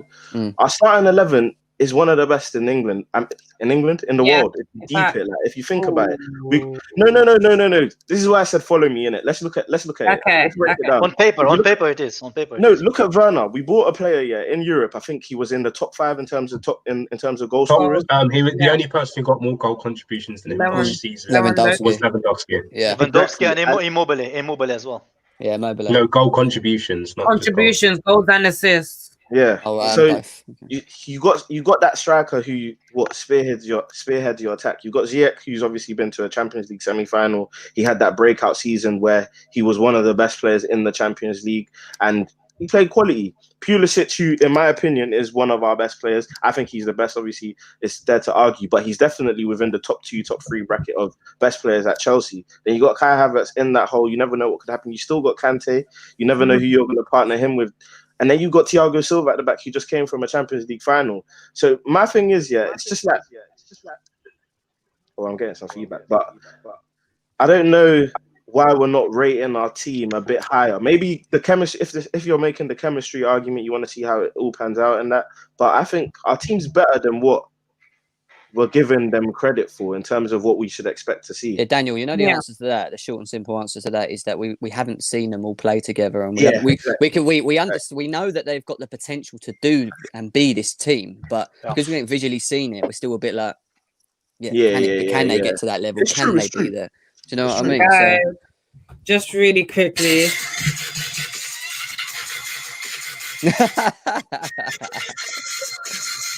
Who did that? What? I can't believe it. Terry, I quit, mate. I quit. Message is Patrice Evra. I quit. I'm not a violent person, but I can come and slap you right now. I quit. I've just seen the tweet. Is Prime taking over if you're quitting? Oh, Is Prime taking over if you're quitting? Hey, Prime, if you want the job is yours, you know? He'll just ask us questions for our questions. That's what's going to happen. Yeah, literally. No, but okay, just so we close off, because we've literally been here for almost 2 hours. By the way, guys, over 1,200 of you tuned in still. Like, really appreciate it. Please hit the like button, become a member, all of that good stuff. Subscribe, like, all of that crap that Terry talks about. Make sure you get it done. So just to close off, how are we feeling about Lampard now? The other day it was, this guy is questionable. We're not too sure. He might be out of a job by December, blah, blah, blah. How are we feeling now? And I'm going to go around the table and close it off with Kai. So I'm going to start with forward. I'm feeling optimistic. I think I'll get the negatives out of the way first, which is there's been some questionable decisions that we've seen. Not starting Hudson-Odoi when he's your only fit winger. Also, not any signing of a DM, because again, going back to the top of the show when I said that it was a 7 out of 10 window, not necessarily just because we didn't get Declan Rice. I feel like even if we just kept Ampadu, I think that would have been for me an upgrade, because that's somebody who offers something different to a Jorginho, a Kovacic, a Gilmore, who were all very good technical footballers, but they're all lightweight. We like somebody with real muscle in the midfield, so I think that's something that could affect us going forward. But ultimately, look, I think when Lampard gets his first 11 fit, we're going to be seeing a lot better. And we already saw it with Thiago Silva and Zouma, who were again excellent on the weekend. I mean, it was just an impeccable performance of Thiago intercepting some certain balls, Zouma being dominant in the year and contributing goals now with 2 already this season.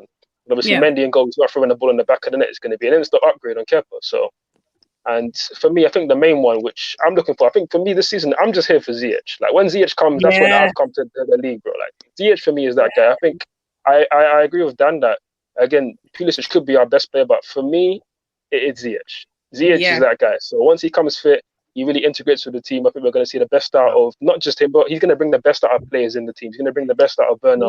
He's going to bring the best out of Havertz. Reece James overlapping on that side. It's going to be a problem. So again, if we are gelling, go on. I mean, I just feel like if we gel, if this team gets to 100% firing and we get the Werner of last season, we get the Ziyech of last season, we get the Havertz of last season, it's a big ask. But on paper, we could have one of the best teams in Europe. It's just whether it gels this season or maybe it could gel next season. And that's not a slight on Lampard, because it takes long to get the best out of these kind of players. But if they can gel anytime soon, boy, we're going to be a problem for a lot of teams. Facts. I agree with you there. It's almost like we're saving the best till last when it comes to Ziyech. When he comes back from injury, pray for the rival fam. Jem, pray for it. How are you feeling about Lampard? The same that I did at the beginning of the season. Yes, we can question some of the, the pickings in terms of formation and tactics and what he's done in the first couple of games, but then again, kind of blame him really. We've not had a fully fit squad. For me, you've got to just back him give him the opportunity, see it through the season. And he just needs, for me, where he will be questioned is when he has a fully fit squad and what he does and how he utilises that fully fit squad, which is when I will then sit there and make judgments on him. But for now, I'm just going to back him, and I just hope that he gets the best formation, he gets the best out of our players, and that we have a successful season under him, because I do really like him. Sweet. I agree with you. Daniel, you had kind of a mini meltdown the other day about, decisions and questions. When we drew against West Brom, or no, when we lost against Tottenham. So how are you feeling now? No, I think what it is I'm not going to be like all jumpy, and when we win, I'm going to be back, and when we lose, I'm going to be back. It's a thing where, in my opinion, what Lampard needs to do is just like simplify it. Like, let's stop overcomplicating lineups. It's not like there haven't, in my opinion anyway, and if you ask like a lot of Twitter people as well, there haven't been difficult decisions, and he's made it difficult for himself because he's played players in the wrong position. It hasn't pulled off, and then we end up losing, and then there's a clear pathway to say why we lost, if that makes sense. So let's stop don't give fans a clear pathway as to why you lost. Like, let it be, we had a bad day kind of thing. Don't let it be because you made selections that didn't make sense. For example, Zouma just suddenly not being in the squad against West Brom after he had a good game. Do you get what I'm saying? So my questions to Lampard are: can he keep it consistent? Can he basically allow us to challenge in some way, some shape or form? Because obviously I was saying that he needs a trophy this year just to kind of give him some sort of stability and give this team some confidence as well. And obviously that's why I was annoyed about the Carabao Cup as well, because that was probably our best chance, one of our best chances at winning. So, but yeah, I mean, I'm going to back him again, like Jem said, going to back him definitely. However, just want to see some improvement, want to see some like consistency in selection, and that's what it is. Cool. 100%. And David? Same thing as Daniel. Like, last game was the first game guy didn't shoehorn people in, and suddenly, wow, what a surprise! The team looks better. You play wingers at wing and fullbacks at fullbacks. Suddenly, the team, your system seems to work. Like, For real. Like, it's not. I'm not too worried for now. Like, people are saying, "Oh, you'll never win a league with him," and this, that. I'm like, bro, it's too early to say anything about him. Like, this guy only started managing 2 years ago. One of those years was in the Championship. Then last year, he effectively had a free hit at the league. So this is like his first actual season as like a proper like Chelsea manager. So I'm not going to get too reactive whether we win or we lose. I like that. No, so the motto is to not get too reactionary this season. Fam. don't get too gassed. Whether we win or lose, don't get gassed. No, but we can't lose 6-0, 7-2, 6-1. Nah. We don't do that. Oh no, yeah, exactly. Yeah. We'll cut from a different. Nobody minds losing. It's just the way that you lose. Realistically, the Man United Tottenham game, I didn't care who won that game, to be honest, because honestly, they're both my rivals. One's got to win, one's got to lose. If they draw, it's even better. But if they'd lost 2-1, I would have been like, cool, whatever. The fact it was 6-1, I just had to, definitely. Kai, what's your thoughts on Lampard? Oh, that's Sai. Go on. I think it's like sometimes I'm happy with Lampard, but sometimes I just didn't. I wasn't convinced with him this season. Last season, I feel like we just got by because all our top 6 rivals were absolute crap. Yeah, I'm not gonna cuss. Yeah. So, and this season, I've seen so many mistakes, and his game managements have been poor. Of course, I want him to do good because I love Lampard, right? Like, for me, him and Mourinho is basically the reasons why I love Chelsea this much, right? Yeah. So I want him to do good, but the fact is, he sometimes he doesn't help himself. He just has he plays players in the wrong position, like the guys mentioned. Could be because we have like all those injuries. But at the end, I want to judge him based on like what the end squad is gonna look like, right? The end 11, like after we have everybody fit. And I think this season we will actually find out what he's made of, because at the end of the day, if you invest that much in a squad, then basically Abramovich wants to have a verdict of what he's going to do with them further, if he's going to get another year or not. I said I'll give him 3 years to show what he's made of, but I feel like if we don't get top 4 with this team, then he does need to be like looked at. He's in regardless of yeah. his position, like at the club emotionally. Yeah. So that's basically what I think. And to all of you salty Arsenal fans, I heard you, didn't I? I'm sorry, man. It's past your bedtime anyway. I don't know why you guys are still up. I think you Man, definitely. like Kai twisting the knife, you know. Mate, They're just replying like back and forth. Lucky for you guys, I'm a nice guy. lucky. Allegedly. By the way, guys, we're gonna end this stream now. If we get to 500 likes in the next 5 minutes, yeah, I saw someone in there asking me to twerk. 500 likes and I'll twerk, yeah. I'm watching it. 500 and I will twerk. So really quickly, David, why are you laughing, bro? You already have a remix and you want a video like a music video as well. Why are you trying to clip yourself like Terry? Fam, let me pick myself out, fam. 500 likes and I'm twerking. Let's see how far we can get. What? Let's do it, man. You know what? I do need to sponsor something tonight. You know, when I saw her in that kit, she was talking about small guys are on bits. We're at 516. Hey, these likes are flying, bro. Wait. Right, cool. Get me 10 more likes. I'm actually gonna twerk. I'm gonna get up. You lot have been faithful, innit? It's 2 hours. You lot have been faithful. I'm gonna add to the like. I'm joking. I'm not here today. I'm a twerk for you guys. Yeah, so you guys ready? Okay, cool. We've got the 10 extra likes. You guys ready? Yeah. Oh my god. Man's not here for Check that. it. We're not doing this.